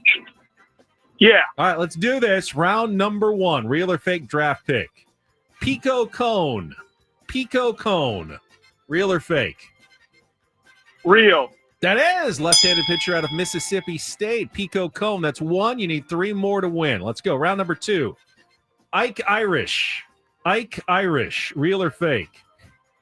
Real. Real. Yeah. Outfield catcher out of Auburn. We are doing very well. All right, let's go with round number 3. Chase Shores. Chase Shores. Real or Fake? Real. Real again. Right-handed pitcher out of LSU. This is the greatest game that's ever been played. If Real Is or this Chris Fake. Kemp on the line? Hang on. All right, one more, and you are a winner. All right, let's go round number 4. Jace Rachmaninoff. Real or Fake? Fake. Boom. I mean, that doesn't get any easier than that. All right, you're done. Jeremy, you have qualified for the grand prize drawing. that is an all-time performance. Paulie, how would you like to play here? Slater DeBrune. Well, you already know. I'm You've not got the looking. answer. I'm not Sorry, don't looking. Slater. Slater DeBrune. Real. That is real. Oh, hell yeah. Yuli Fernsler. Real. It is real. Really? Freeman Kobayashi. Fake. Fake. Wow. I could not fool anybody today. You suck. Well, my game is off. I'll try to do better next week, everybody. But congratulations to Jeremy. Stick to take on Woods questions. Qualifies for the grand prize drawing for Vegas at the end of the month. That's okay. That went quickly, which means we can get to a little break and set up Chris Kemp, Padres Vice President of Amateur and International Scouting on a Friar Friday. Maybe he can tell us about some more names like Pico Cone and Slater DeBrune as well. Certainly about Cruz Schoolcraft. That will be coming up next year on San Diego's #1 sports station, 97.3 The Fan. First, though, I get a chance to tell you about SDFatLoss.com. I am spreading the word throughout San Diego, and I feel like I'm doing a pretty good job because everywhere I go, even when we were in Philly, Tier 1 came up to me and said, did the SDFatLoss.com program, lost 55 pounds. That is a great success story, but not a crazy one, because with SDFatLoss.com, you can expect to lose up to 10 to 20% of your body weight in just 60 days. So if you're starting at 200 pounds, 40 pounds is not out of the question. I lost 40 pounds in 60 days. That's up to a pound of fat per day with no injections, no exercise, and no bars or shakes or mixes to buy. You are eating real food, stuff from the grocery store. I ate a lot of chicken and steak, some fish, vegetables, and I lost weight by eating them at the right times, the right portions. They'll explain it to you. Your counselor will have it all laid out for you.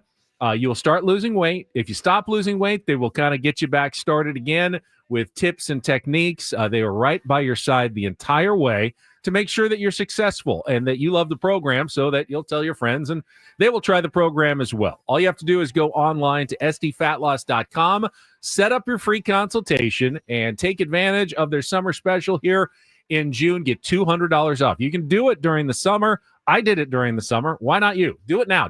Won't wait. Don't think I'll do it in the fall. No, do it now.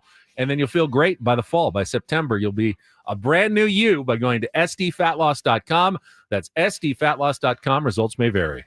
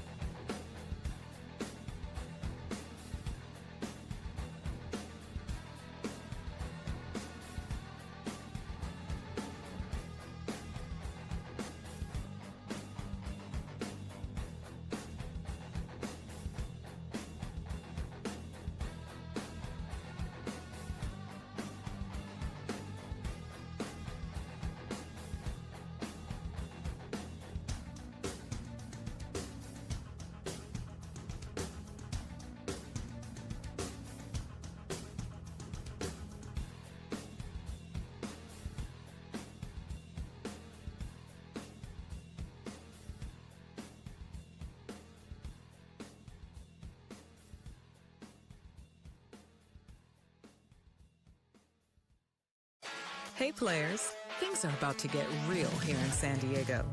Introducing the all-new Jamul Casino Resort.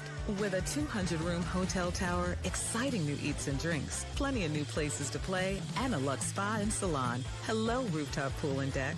It's where players can play their hearts out and enjoy all the perks that come with it. It gets real this summer at the all-new Jamul Casino Resort, the players' place.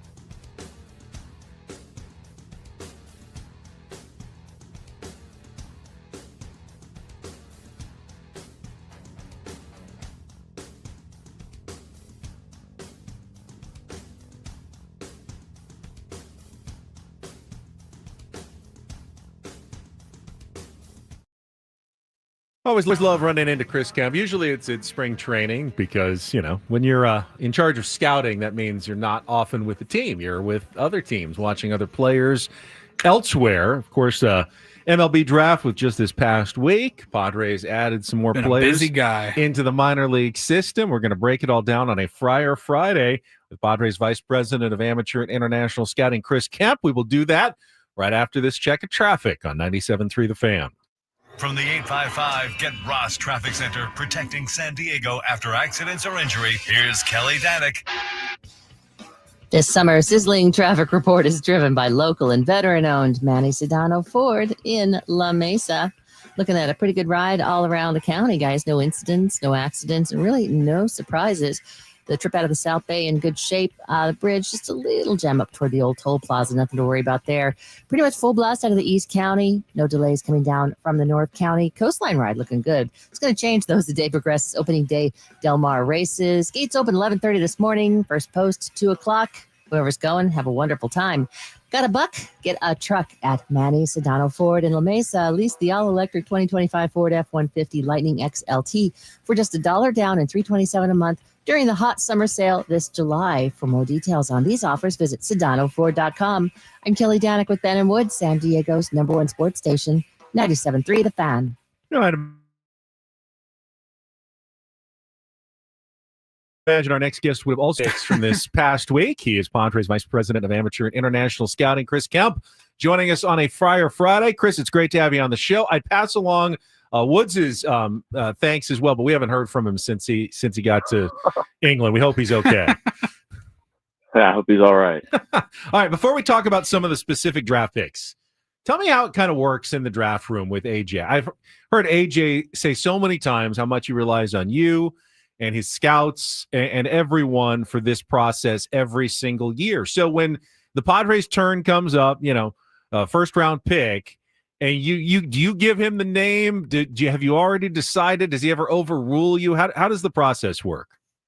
Yeah, I mean, it's pretty collaborative. A lot of good evaluators, a lot of good scouts that have signed some really good big leaguers, all-stars, Hall of Famers. So you really want to listen to the group. And yeah, I think this year as it rolled down, with Schoolcraft in particular, we had them kind of top 5, top 6 on our board. And as it got down to it, it's between him and maybe a couple other options, and you kind of gauge the room, and then you talk to AJ and kind of see where his head's at, and we end up rolling Schoolcraft. But I think AJ's really good at using our scouts, using our resources, using the analytics when we need to, just kind of using the whole room, sports science, whether it's a breakdown under the hood on some stats from the Cape, or a scout seeing a guy on a backfield going, hey, man, this guy's a big leaguer. You take it all in and try and make the best decision you can. Well, he certainly seemed to check the boxes. Big high school left-handed pitcher with a crazy sounding name, right up the Padres alley for a draft. If you had him ranked that high, though, I mean, how surprised were you that he fell all the way near the bottom of the first round where you guys were picking? Very surprised. And, like I said, this is just where we had him evaluated compared to some of the famous college guys, and, taking a look at the crews and projecting, hey, where's this guy going to be in 2-3 years? He could be as good as anyone on this list. And as we started ranking the board, that's just kind of where we had him based off the upside and the talent. And, why he felt that way, I don't know. A lot of teams are more, want to take some college guys or take some bats. And I guess high school arms are viewed as risky. But, in this case, the reward was too big to pass up. So after Schoolcraft goes, you guys got to wait around, for a couple of hours with no second round pick this year. So so you're waiting and waiting and waiting. I'd imagine you can't even really know what direction you're going to go. Finally, in the third round, you take Ryan Weidman. Tell me what appealed to you guys about Weidman. I've heard some things about potential power, still, some stuff to work on, but give us your scouting report on him. Yeah, I mean, the thing with Ryan that attracted us was, he's an 80 grade runner with a chance to be an elite center fielder. And he's always hit. He's always stole 40, 50 bags a year. He's hit 400 everywhere he's gone. But we felt he was the best raw athlete in the draft. He's running 4.0s down the line at 6'5" with a baby face. He still looks like he's in high school. Still at the dream on body wise. And for us, he was just, at the end of the day, the best athlete in the class. I think, we had first round tools on Ryan. Obviously some things maybe polish up in the swing, but just overall, once again, the upside, we probably had him 50, 60 range on our board, and, a lot of good scouts with some first round type tool grades on Ryan. So, I felt comfortable really taking him there, pick 99. Really excited. Talking to Chris Kemp, Padres Vice President of Amateur and International Scouting on a Friar Friday. So you got to the second day, and I saw it written that, knowing that you're going to have to pay Cruz Schoolcraft, and you got the limited draft allotment budget, that you guys went with a lot of college seniors who you're going to have a little more leverage in terms of signing, so that you could take a couple of chances on what turned out to be a couple of high school catchers in the 5th and 11th round. Ty Harvey and Truett Madonna, another great name, amazing. Yep. Two catchers, though. What did you see there that made you go that direction? These are guys, if they get to college, they're first round type guys. One's going to Florida State, one's UCLA, and they're both really physical. 6'2", 200 pounds. They both can play all over the field. They both have a huge track record of hitting, game power in games. So our thought there was, hey, if these guys get to campus, these are what first-round catchers look like. And to get both those guys in the system with their versatility, with their athleticism, with their toughness, and history of hitting for power in games was very attractive. Talking to Chris Kemp. Okay, so I know how many months of work, all the travel, so many scouts that you have in different areas covering their regions. And you're taking guys from places that I've never even heard of, like Lewis University. Tell me, what are some of the stories that go into how you find these guys? You hear from some of your scouts. Is there some random crazy adventures that go on in determining who you guys are going to pick every year? Yeah, well, I think every Monday I'm talking to all our scouts. Literally, every Monday I'll call the guys. Hey, where do you need me this week? What's popping? What's going on? Where do we need to send a cross checker in? Hey, you need David Post in my area. Hey, I need Logan to see this guy. Whatever it is, every Monday we kind of activate and get our weekly coverage, and then stories start to rise. Right, if you're really dialed in with your area scouts on the ground, you're going to hear some really interesting stories about, hey man, I just saw this guy at a D2, or hey, I was the only scout here for a week straight. I need someone to get in and see this guy. Or we do a lot of regional tryouts around the country, and give kids from smaller schools an opportunity to kind of showcase their skills, and you'll get guys that just surprise you. And I think for us, whether it says Clemson or Lewis University, doesn't really matter. You're betting on people and you're scouting the talent. So, we're not really caught up if it is a big school, small school. We're betting on people and their talent. I'd imagine it is kind of thrilling when you think you're kind of one of the only teams that have spotted a guy, like you found a diamond that other teams aren't aware of, but it's probably scary too, going like, are we seeing something that everyone else is not seeing? Like, to have the confidence to kind of zig when other teams are zagging. What's that feel like? No, I mean, that's kind of the fun part, and you just have a lot of confidence in the room with all the good evaluators and just scouts with a track record in that room. You don't really get caught up in like, oh man, what are we looking at? It's like, hey, what are they missing? When those things happen, and that becomes harder each year, with all the just social media or the TrackMan, and a lot of people are all scouting the same guys. So, when you feel like you can get an edge on somebody, and whether it's a small town kid or a small school kid, we never really have the vibe of like, oh man, are we wrong? It's like, hey, I think we're ahead of the game right now. So you just need to stay confident in these picks. All right, here's something I'm curious about, because they hold the first round of the draft on Sunday afternoon, but games are going on, including, the Padres were still playing the Phillies. How much is like AJ paying attention to the game versus the draft on Sunday afternoon? Yeah, that was interesting, and to have Nick Pivetta, pretty much our second round pick, dealing on draft day was pretty cool. We've got the game on, so it's like, it's kind of split. We're all kind of watching the game, and we're not picking till 25. So I think we were in that like ninth inning making a comeback with runners on, and I think like pick 7 or 8 rolling down. So we're all kind of watching the game because we still have a ton of time before any decision has to be made. So it was a pretty cool dynamic.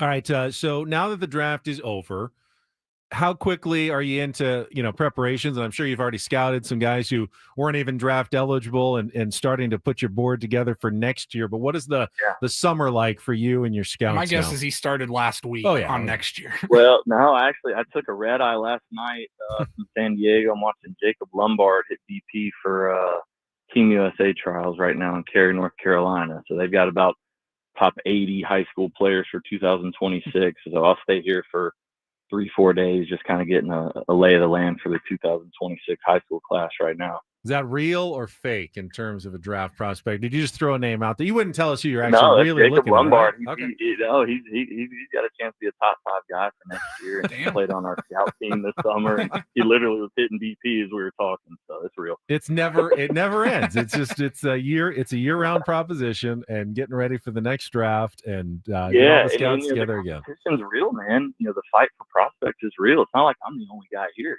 There's about 70 scouts here, all from other teams grinding, and that hunt for the next prospect and getting looks at the next high school crop, man. It's just big time competition, man. Yeah, there used to be like 60. How many rounds did there used to be in the draft? There's only 20 now. Used to be 50 back in the day. Then they shortened it to 40. Now we're at 20. So, are you done? Like the guys who didn't get drafted, I know you signed a couple of undrafted free agents. Is that process over now, or are you still looking at guys who may be without a team that were interesting to you but didn't get drafted? Yeah, no, we I call it our 21st round crew. As soon as the draft's over, we made about 6 to 8 quick phone calls. That's when you kind of go into recruit mode, right? It's us, Pod, you want to sign with the Padres? You want to sign with the Cubs or whatever? So it's like right when the draft's over, even after a long day, we're grinding the phones. You can kind of put your college recruiter hat on and sell the program and what we're about. And we've locked up close to, I think, 10 guys after the draft. So I think we're done, but ears are always open if there's someone that's falling through the cracks and we got space to sign somebody. We'll be all over it. I think fans are going, well, I mean, how good could they be if they went undrafted in 20 rounds? There's a guy in your bullpen right now, David Morgan, right? He was one of those. Oh, no doubt. One of those guys who did not get drafted and signed by the Padres as an undrafted free agent, and now doing some good things in the bullpen. That must be really satisfying when you get a guy like that and then they make it to the big leagues and start performing and helping the Padres. Dude, that's why we do it, right? And we've signed some other non-drafted free agents last couple of years providing big value. Braden Nett being one of those guys. He might be in line to make his debut later this year. Who knows? But those are real picks. Those are real signs. That 21st round crew, they might have not got drafted in the top 20, but you can look back in the history of the game, ton of good big leaguers from that 21st to 50th round back in the day. So, you need to stay aggressive and stay alert signing those guys. But don't fall in love, because AJ in the next couple of weeks could be sending any of them anywhere else to help this year's team, right, Chris? So yeah, that's how it works. We're ready for anything. But you get I don't want to say like a sense of joy, because you get attached to these guys. You want to see them succeed for you, but there has to be a little bit of a sense of accomplishment when you're like, hey, this was a guy that we scouted and it helped land us blank in a major league trade. That is part of the job. No, it's a huge part, and whatever. And I've said it before, and I'll say it again. Whatever AJ and Josh Stein need to do to, keep us in playoff contention and make another World Series run with Mike Schilt. We get 40,000 a night rolling in, and we're trading for all-stars. Hey man, we got to keep the train rolling. No, I mean, half the guys in the All-Star game were Padres at some point in the system, and came through all the scouts. And we've seen the success of what you guys do, and I know fans appreciate it and appreciate your time and coming in and talking to everybody on a Friar Friday. Chris, thank you so much. Thank you, guys. You'll have a good weekend. Yeah, one of the good guys in the Padres organization that we don't get to talk to often enough. Chris Kemp, Vice President of Amateur and International Scouting for the San Diego Padres. He always comes up, big greeting every spring when we do get to see him. But, yeah, the rest of the year he's usually scouting or, coordinating. Might see him at fantasy camp, because they'll have off-season workouts with some of the younger kids out there. So he'll be out there just driving the golf cart around and checking things out. But rarely do we run into Chris in season, other than maybe a press conference right after the draft, right about now. That's about it. Yeah, no, he is on the move constantly. That would be a hectic lifestyle for me. Yeah, I can't. He's already scouting again. It just never stops. Looking at guys for next year, 11 months and 3 weeks in advance of next year's MLB draft. So. I'd love to know. I'd love to hear stories of scout wars. Well, I'm sure you see the same guys everywhere you go. It was Jackson Merrill. They had the whole story of AJ having to kind of hide, it was don't tell anybody you're talking to us. He was hiding on the football field, and the security guard came and hey, you can't be here. And he's like, I'm not supposed to be here. And then they go, who are you? And I go, I'm nobody. I'm not. You've never heard of me. I'm Joe Smith. Just a random guy here. Yeah, my name is Mike Rizzo. Trying not to let hi, I'm Brian Cashman. How interested he was in because that's why I was surprised that Chris even gave us the name of George Lumbar or whatever he's watching right now. It's right. Okay, well, Jordan. Yeah, everyone knows the Padres are in on that guy, and now they're all gonna take an extra hard look at him as well. So I think there's a little gamesmanship. I probably he's such a high prospect. Everyone knows that. He's at Team USA workouts. Yeah, there's a lot of people there. These aren't the under the radar guys that they're trying to keep everybody else from knowing that they're scouting really closely. Because you get one of those guys and you hope they may fall 17th, 18th round. We don't have to use a higher pick on them because we think that other teams aren't aware of them. Now, if everybody's in, well, we're going to have to use one of our top picks or he'll be taken. So that's part of the gamesmanship of draft as well. How far can we let this guy go before we feel like we better take him or someone's going to get on him? Gus says he's the number 1 high school ranked shortstop in the country. Okay, so he's not. So I'm guessing a lot of people are well aware of him. Hopefully the Padres finish, playoffs and don't have an early first-round draft pick that they're taking the number 1 high school shortstop in the country. Next year. Something may have gone horribly wrong if the Padres are drafting early enough next year to take a guy that's hyped that much. But, he could get hurt. Say that. And then he falls, and the Padres go, hey, we just got a steal, and we scouted him, and we loved him. So. I'm curious how much their philosophy changes, round by round, whether it's, hey, we need a couple of arms early, and then when you switch to, just best athlete, best player available, and we'll figure it out from there. 1 hour to go. Sammy Levitt's going to join us. We got more Rick Springfield tickets to give away. And Paulie's got a Round Report. Headlines we missed. A potential Fleetwood Mac reunion in the works with the Round Report. We'll do that early up next year on San Diego's number 1 sports station, 97.3 The Fan.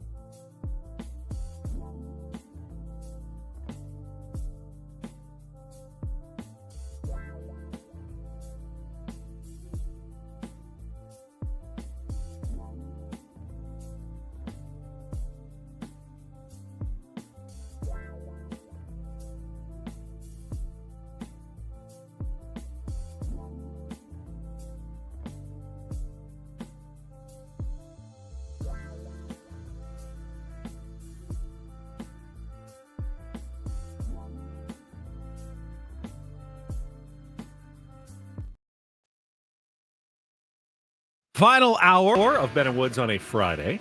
We'll have one more show without Woodsy on Monday as he makes his way back from England, and then he should rejoin us on Tuesday morning. Now, Monday, we should have a full slate of 3 games against the Nationals to talk about.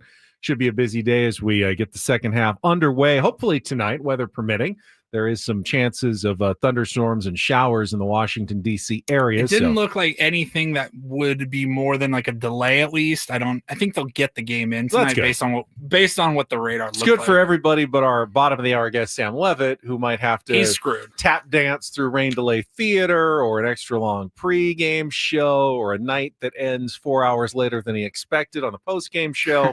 That'll be his cross to bear, though. Good chance you hear our interview with Chris Kemp again. There is a really good chance that Rain Delay Theater will include our Friar Friday interview with Chris Kemp. So, stay tuned. Obviously, if we hear anything, Dave Marcus will probably hook up in about an hour or two to check the lines, and he'll have a direct weather update during Braden's show. And then we'll get the pregame show coming up at 2:45 this afternoon with Sam Levitt. We'll talk to Sammy, see what he did during his holiday break. I saw him post a picture, a slice of pizza with like rigatoni on top. So it was pizza and pasta all together. Did you see that picture? I missed that entirely. Yeah, it was a slice. It was a regular slice of pizza, but instead of like having like pepperoni or black olives and peppers on it, it had a whole pasta dish on top of it. It looked like a rigatoni and vodka sauce on top of the slice of pizza. Well, of course it looked good. I mean, pizza, good. Pasta, good. Well, if I put a ribeye on top of a slice of pizza, I don't know that you'd say it looks good, but ribeye is good. Baked ziti pizza. Baked ziti. That actually sounds fantastic. I mean, the carbs obviously are problematic when you're eating both pizza loaded with pasta at the same time. I mean, if Sammy was going to run a marathon, then he's in great shape with the carb loading. But yeah, we can hear about amazing. We can hear about his All-Star break adventures and what Sammy's been up to the last few days when he joins us coming up at the bottom of the hour. We also have some Rick Springfield tickets to give away. First, though, since Sammy's later, let's get to an early edition of the Reindl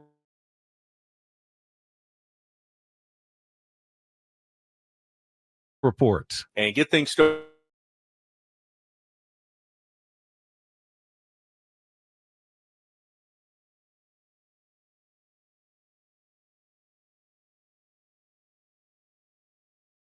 And one story that you didn't know you needed. Are you laughing, biatch? It's the Reindl Report. Hey, Paul, how you doing? Okay, how are you? On 97.3 The Fan.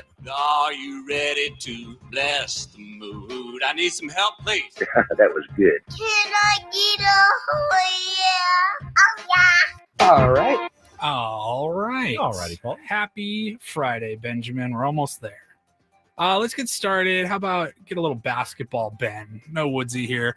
I'm still, I consider myself a bit of a casual with the NBA. I'll follow some teams. I'll follow, mostly follow the players, see who's playing well, but I'm not watching it very closely. And every year, I've already said it a couple of times this offseason, the NBA contract situation will always just blow my mind. And I saw yesterday that Damian Lillard has returned to the Portland Trail Blazers. He's signing a 3-year contract. And I go, okay, he's getting up there in age. How old is he? I looked it up. He's 35 years old. He was just waived by the Milwaukee Bucks, who it was not that long ago that they went and acquired him. It just didn't really work out too well in Milwaukee. So he's returning home to Portland on a 3-year, $42 million deal. And I go, yeah, I mean, that guy, he was an MVP caliber player. He was a stud. Getting a little bit up there in age, 3 years, 42. That doesn't sound too crazy.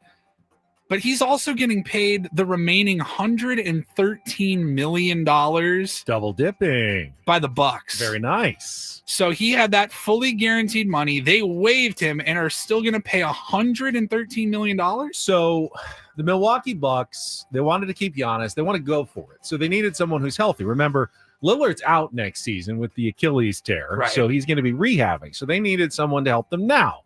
And they wanted to sign Miles Turner.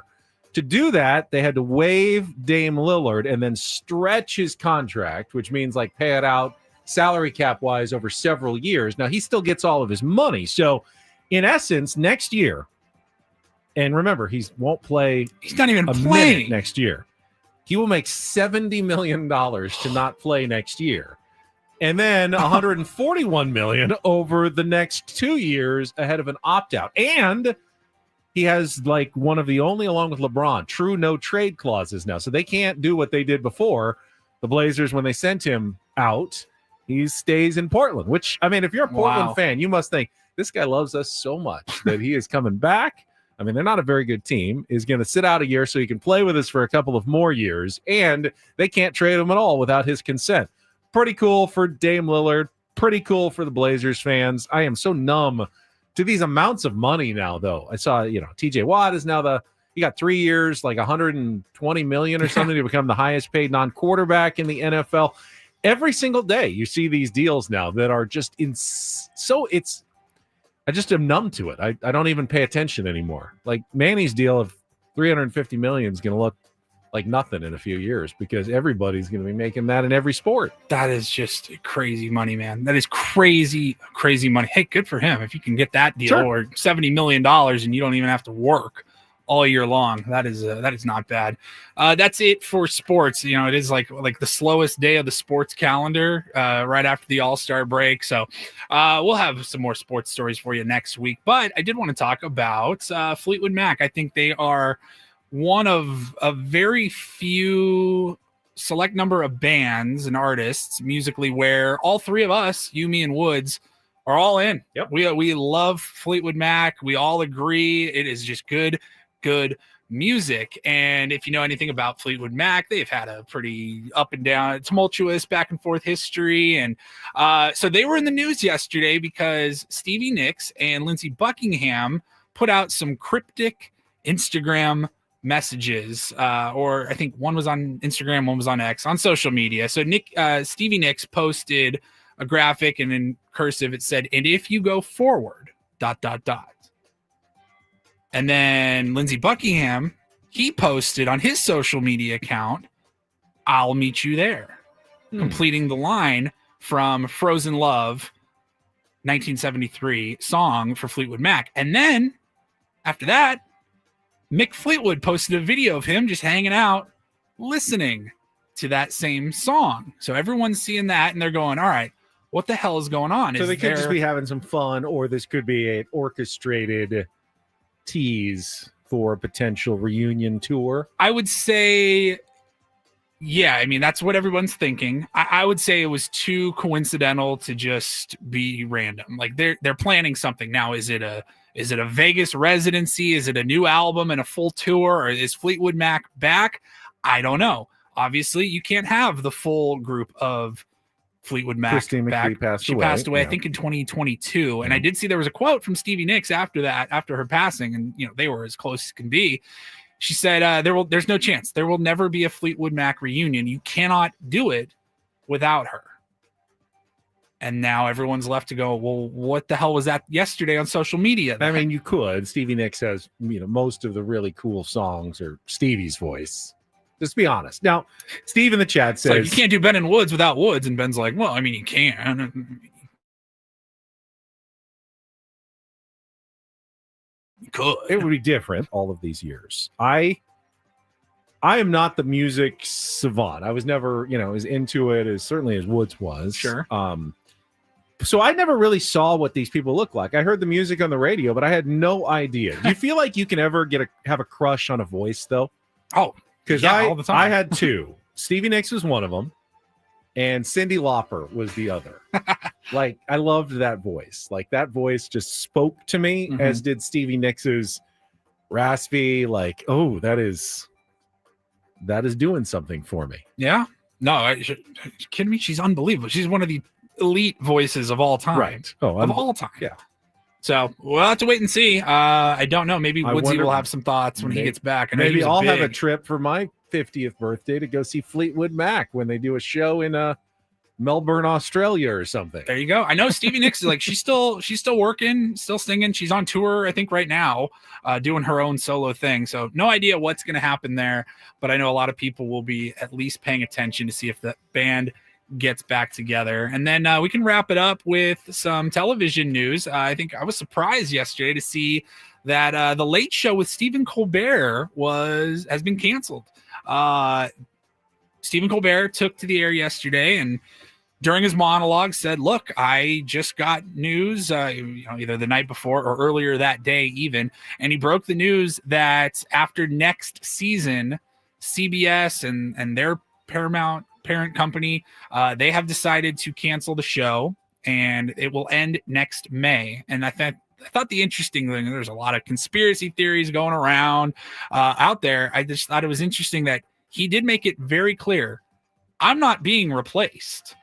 In fact, I wish I was being replaced because that happens all the time in this business. He said they're getting rid of the Late Show. They don't think this is important enough moving forward in broadcast television, and they can spend that money elsewhere. I think he said he's got over 200 people that work on his show, all the production and everything that goes into it. They are going to try to cut costs, and they are getting rid of the late night show. And I don't know.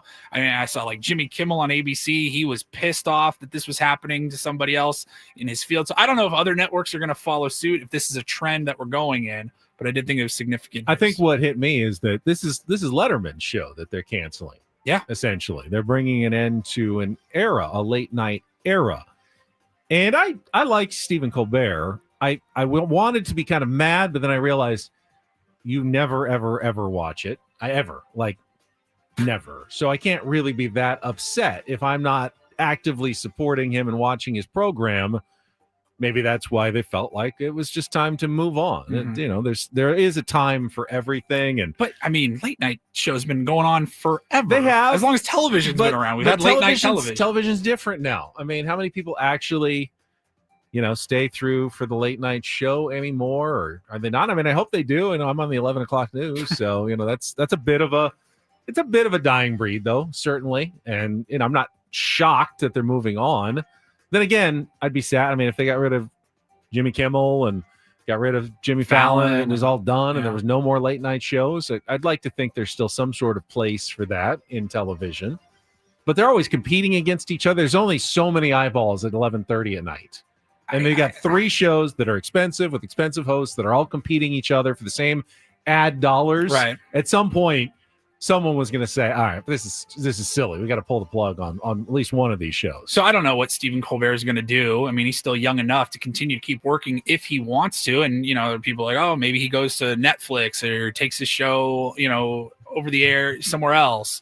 I mean, he'll have options to catch on, whether it is a streaming platform, whether it's YouTube, whatever, whether it's a podcast even. But wouldn't that say like, no, there's still a market for him and his style of show? Yeah. Where did Conan O'Brien go? I don't even think he's doing his podcast and he's doing shows with like HBO Max now, but he's not doing like the nightly talk shows have anymore. A show anymore. Yeah. He left broadcast network. He when all that happened with NBC, and then he went over to TBS. Oh, that's right. For a while. And then he did that for a long time. Yeah. And then now he's doing the podcast. He does like a travel show on HBO. But yeah, that's we'll see what happens in the late night television world if other networks start to follow suit. It's not the same though. Like back in the day, Carson, Leno, Letterman. I mean, they were such the people who defined culture in the country. Yeah. Like who their guests were, what they were talking about. Like if something major happened that day or the day before, you had to like see what was going to be said about it on like TV even in the night. movies, like in the 80s or 90s, if they would have like a TV clip. Oh yeah, Leno's talking about it during his monologue, and they'd put that into like part of the movies and stuff. And I don't feel like it's the same nowadays in terms of how important it is in our cultural collectiveness that the late night shows are just not what they used to be. Who's your favorite late night of host? all time? Yeah. I don't think there's a wrong answer. I know. It's like who was your guy? One. It's probably Johnny Carson, but I know that's a really old reference. I did watch David Letterman a ton in college, and the top 10 list every night. I love lists. You know me, I love lists. See, like Letterman's Letterman. I think he's probably the GOAT. Like Letterman was amazing, and I don't even remember how it all went down with his time at CBS. Yeah. But like he still has he has a successful Netflix show, David Letterman fans. Oh, absolutely. And CBS just said And there that's will not be for for us. Stephen Colbert fans as well going forward. Yeah. I was a Conan guy, and that's a product of my age, I'm sure. But I think Letterman still gets the number one slot for me all time. I like Kimmel. Fallon, I don't watch Fallon. I see some clips, and they're like, oh, that's pretty good. Or he'll do a funny game or something. I'm like, that's okay, but he's not my I think if I had to hang out with one of them, I'd probably be the most comfortable with Kimmel. Yeah, like, I can see that. Just like sports guy, kind of gets it, sort of. I think I'd be the most intimidated by Letterman. Like, I think he could make it awkward, like Woods makes it awkward. Yes. That might be difficult. Like, you just never know what he's gonna say or do next. Yeah, he's you never know. Who would I want to hang out with? Conan. I love Conan. O'Brien. Yeah. He's Andy, so funny. Do you like Andy too? Andy Richter. I'm okay on 80. Oh, okay. One way or the other. He's fine. All right. Thank you, Paulie, You're for the very round of welcome. report.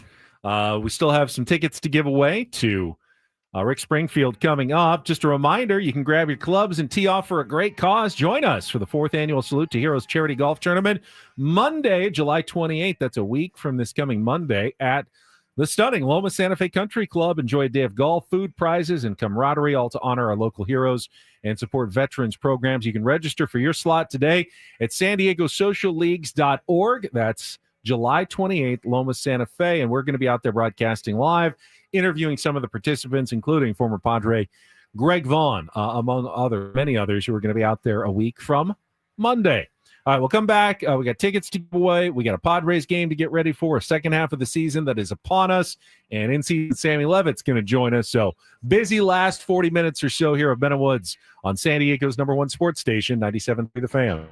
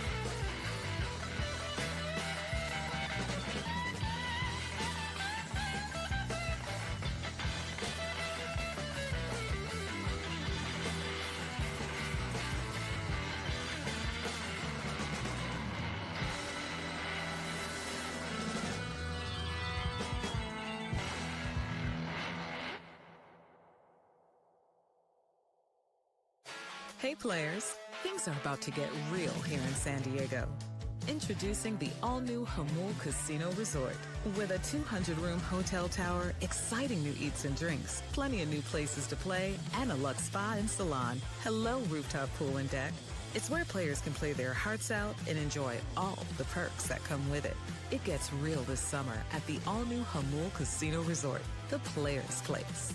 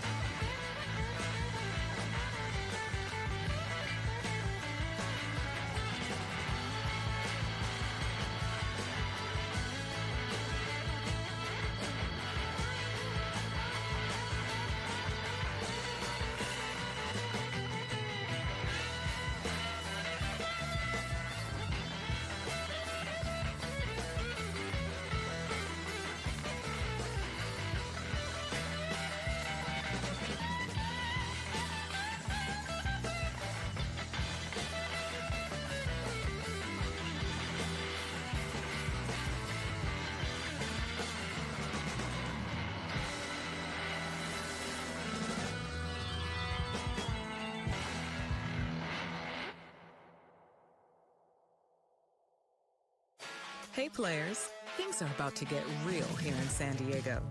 Introducing the all-new Hamul Casino Resort. With a 200-room hotel tower, exciting new eats and drinks, plenty of new places to play, and a luxe spa and salon. Hello, rooftop pool and deck. It's where players can play their hearts out and enjoy all the perks that come with it. It gets real this summer at the all-new Hamul Casino Resort, the Players' Place. All right, Padres have 66 games remaining this season. Man. Doesn't feel like enough somehow. We're already through 96 games. Happens fast, man. Where did the time It really go? happens fast. Like before we know it, we'll be late September. What's it going to be like? Padres have 52 wins. So if they won half of those 66 games, 33, that would get them to 85. Don't feel like that's quite enough to get to the playoffs. But you don't need to do what you did last year and finish 25 games above 500, 24 games above 500 either. I think if the Padres win, certainly if they win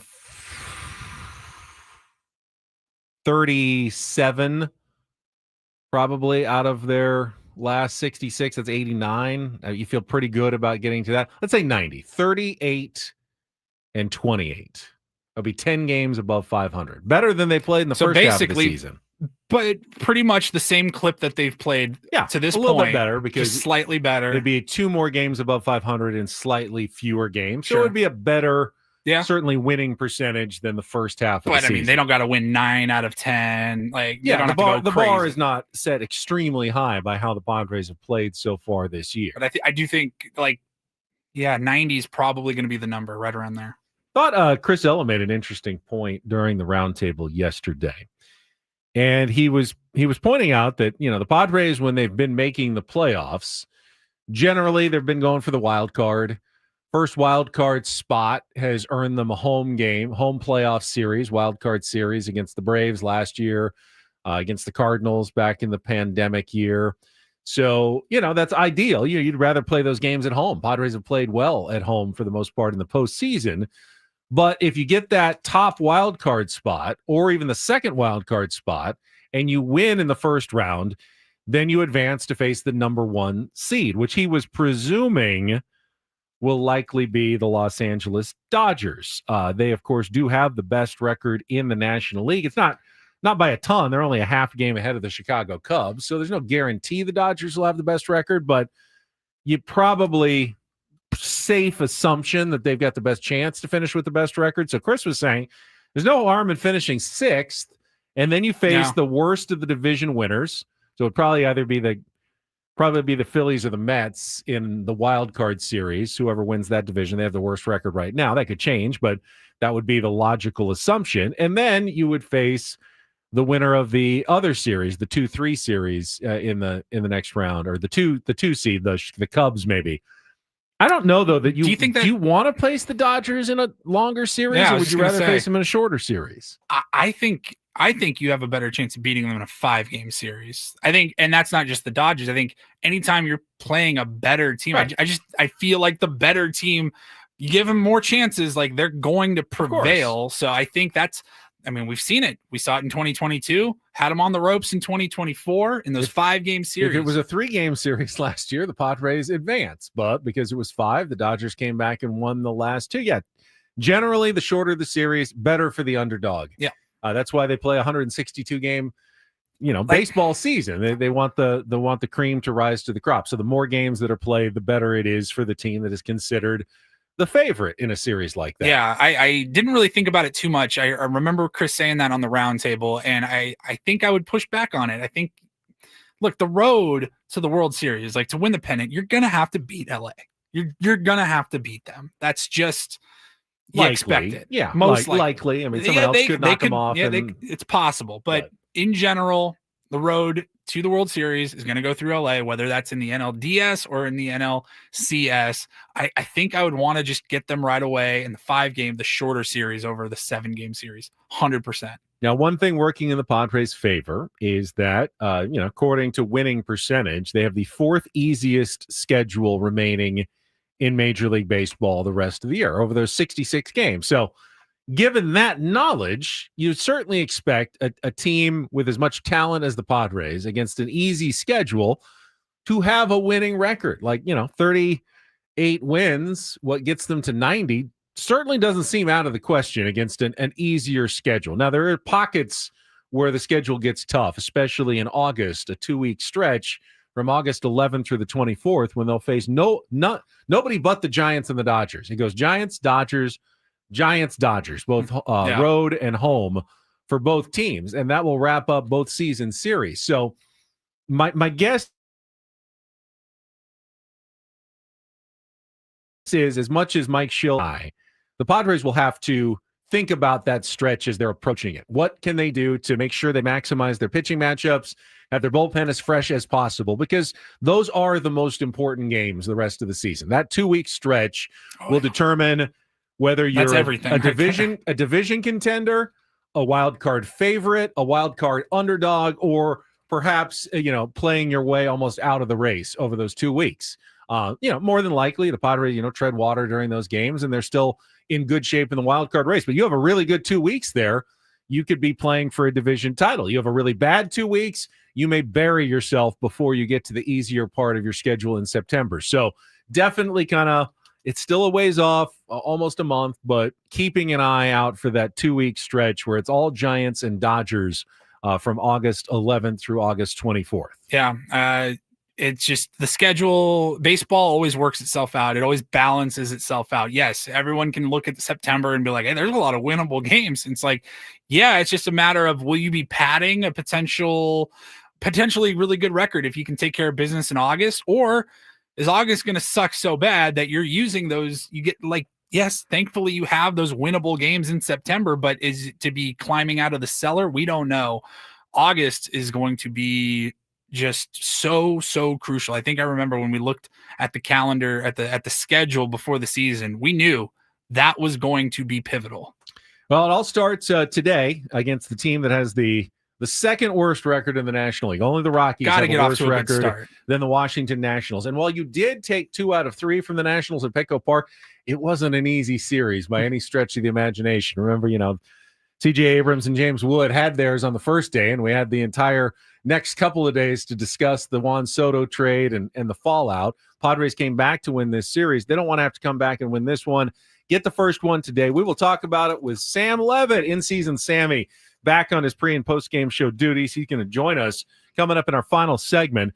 Before we do that, though, Paulie and I are going to give away one more pair of tickets to Rick Springfield coming to Front Wave Arena. Just around the corner, a chance to win your tickets to I Want My 80s tour on August 3rd. Tickets are on sale now at AXS.com, but you can win them here on 97.3 The Fan by being the fourth caller at 833-288-0973. Good luck, 833-288-0973 for the Rick Springfield tickets. Sam Levitt coming up next here on 97.3 The Fan.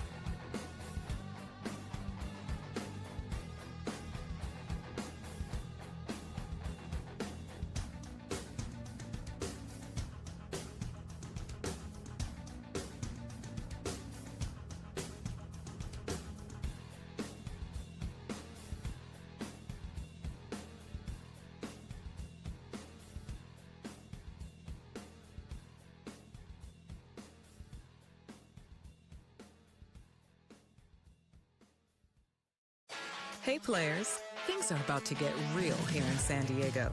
Introducing the all-new Hamul Casino Resort. With a 200-room hotel tower, exciting new eats and drinks, plenty of new places to play, and a luxe spa and salon. Hello, rooftop pool and deck. It's where players can play their hearts out and enjoy all the perks that come with it. It gets real this summer at the all-new Hamul Casino Resort, the players' place.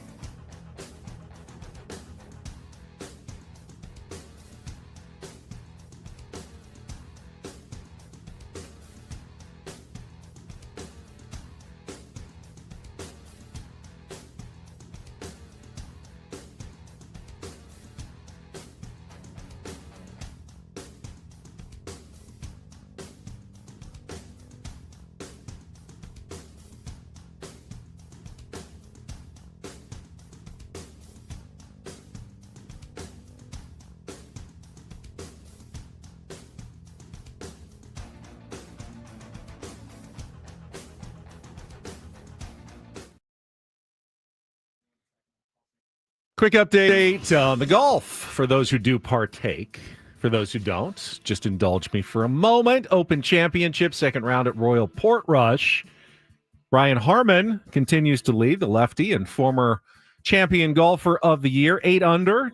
He was 6 under today after a 65. He is tied with Haotong Li, but that sound you hear is Scotty Scheffler rocketing up the leaderboard. He has birdied 4 of his first 7 holes. He is 7 under. He is 1 shot back. And if they're being very honest, there's a lot of people in the field right now who are thinking, second place is not that bad.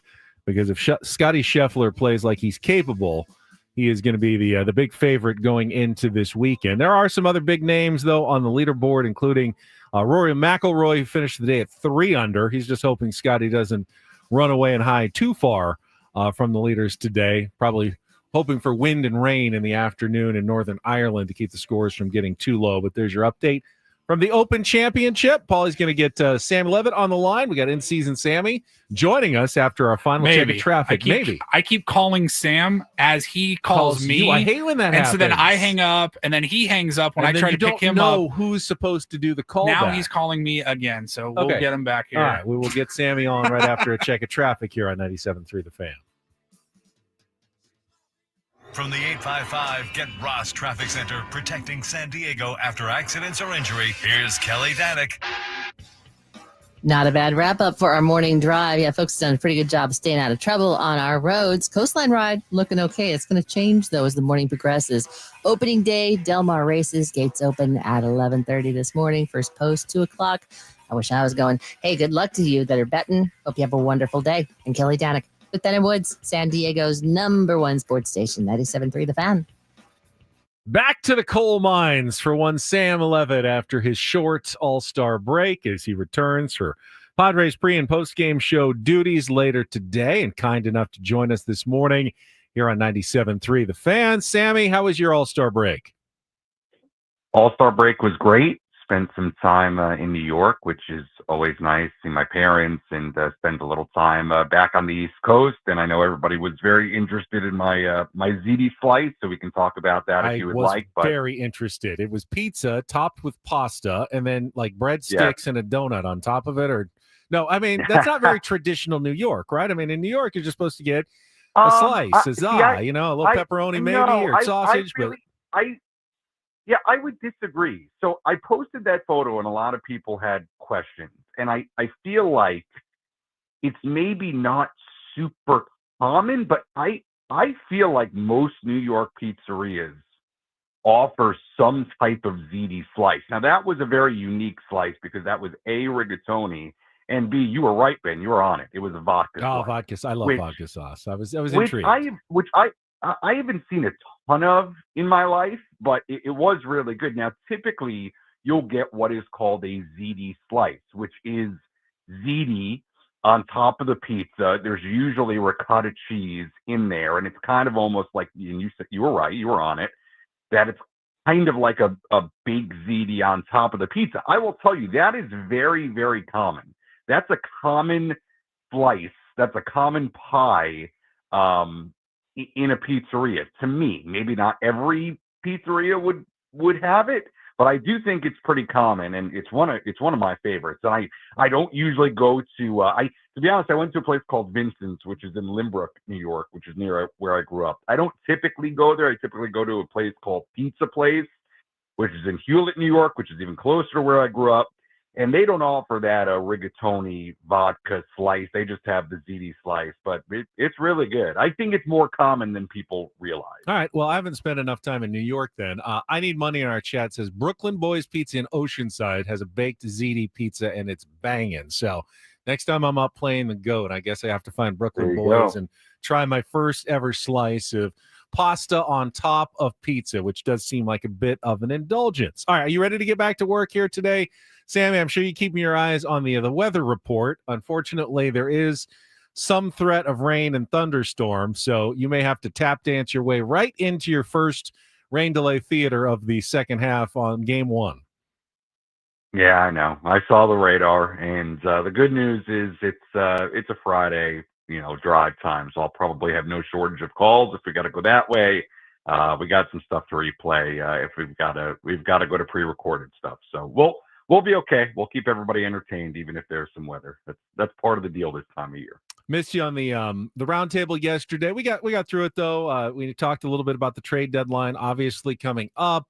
Robert Suarez's name was mentioned, and it was kind of embarrassing because we all felt like we were okay trading him, and then we felt bad about it later. Like he's been so good for the Padres that you don't want to, detract from one of your great strengths. But how do you see this playing out, Sammy, as AJ Preller goes through his options here over the next couple of weeks? Yeah, I think it's an interesting question. And look, I appreciate all the trade deadline talk. Quite frankly, I think some of it's exhausting because I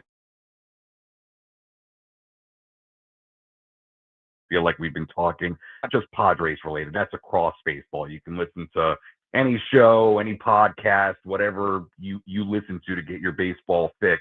And I feel like this has now become something where we talk about the trade deadline for months, when in reality, most things happen that week and the lead up to the actual deadline. With that said, look, Ben, I think they're in a fascinating situation as far as assuming that AJ is going to do something or multiple things to improve this team. I think the first question is that on the margins? Is that fixing what are obvious holes with at least other options you can plug in? Or is that a bigger swing?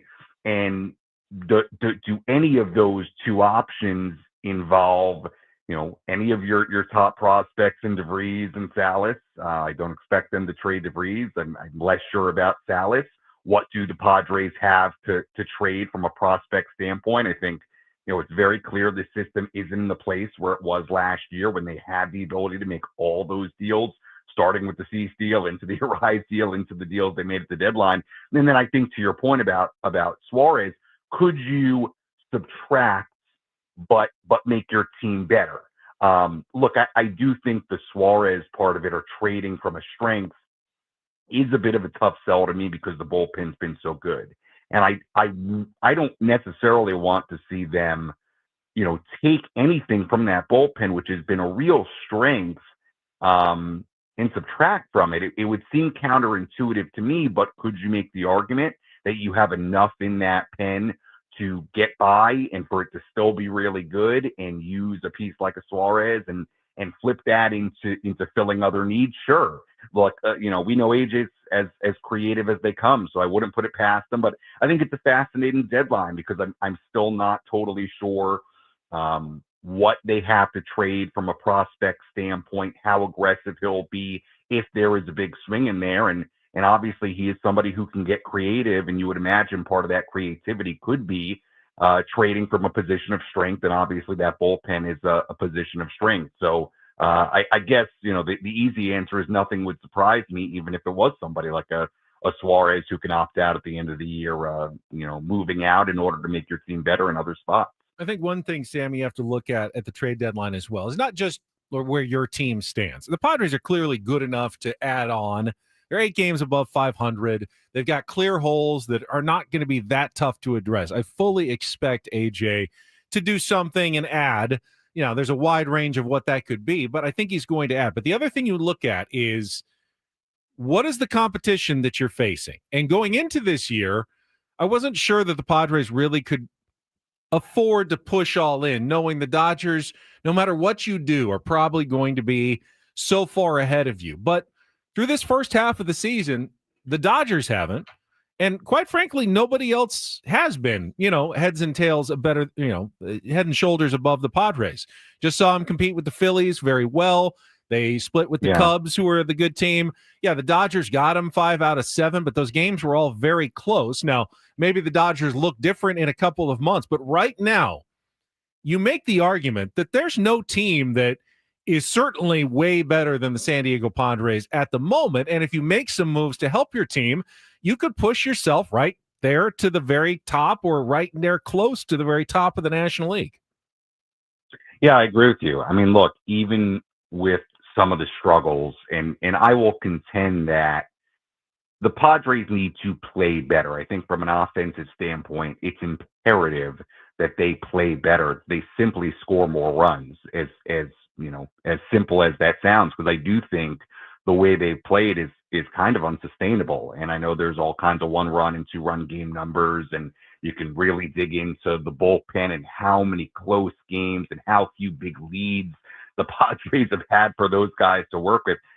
To me, when I look at the second half, I look at, number one, the Padres just have to play better offensive baseball, top to bottom, whatever that means. If that means relying more on the stars, if that means getting more out of the bottom of the lineup, if that means trading for pieces that can help your lineup and make it a deeper lineup, whatever that means. To me, that's item number one. But I'm with you, Ben. There is nobody else in this National League that really, really scares me from a wild card standpoint. I mean, you look at the teams that are behind the Padres right now. The Giants don't scare me a ton. Cardinals don't scare me. The Reds don't scare me. Now, those teams could get hot and steal a wild card spot, but there's nobody there. And I put the Brewers in that conversation as well. Quite frankly, I don't know how great the Mets are or not. They had a great start to the season, and they've cooled off significantly. So I'm totally there with you. I still think this team is so capable of bursting to a top wild card spot, of playing really great baseball and still being a team that nobody wants to see come October. So to me, that is part of the equation. There's nobody that I look at in this mix, much like it sounds like you do, that really scares me, that makes me think, if the Padres, don't play out of their minds for the next 2 months, they could be on the outside looking in. To your point, I don't think it's going to take a whole lot to improve this team enough, or I just should say, to improve this team enough to get a wild card spot, based on the teams around them. So I'm with you. I don't think the fixes need to be huge. I don't think the moves need to be huge, but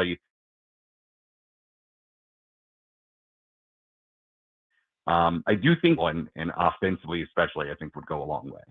Talking to Sam Levitt, and as we wrap up, there's the one factor that we brought up many times, the Mike Schilt factor.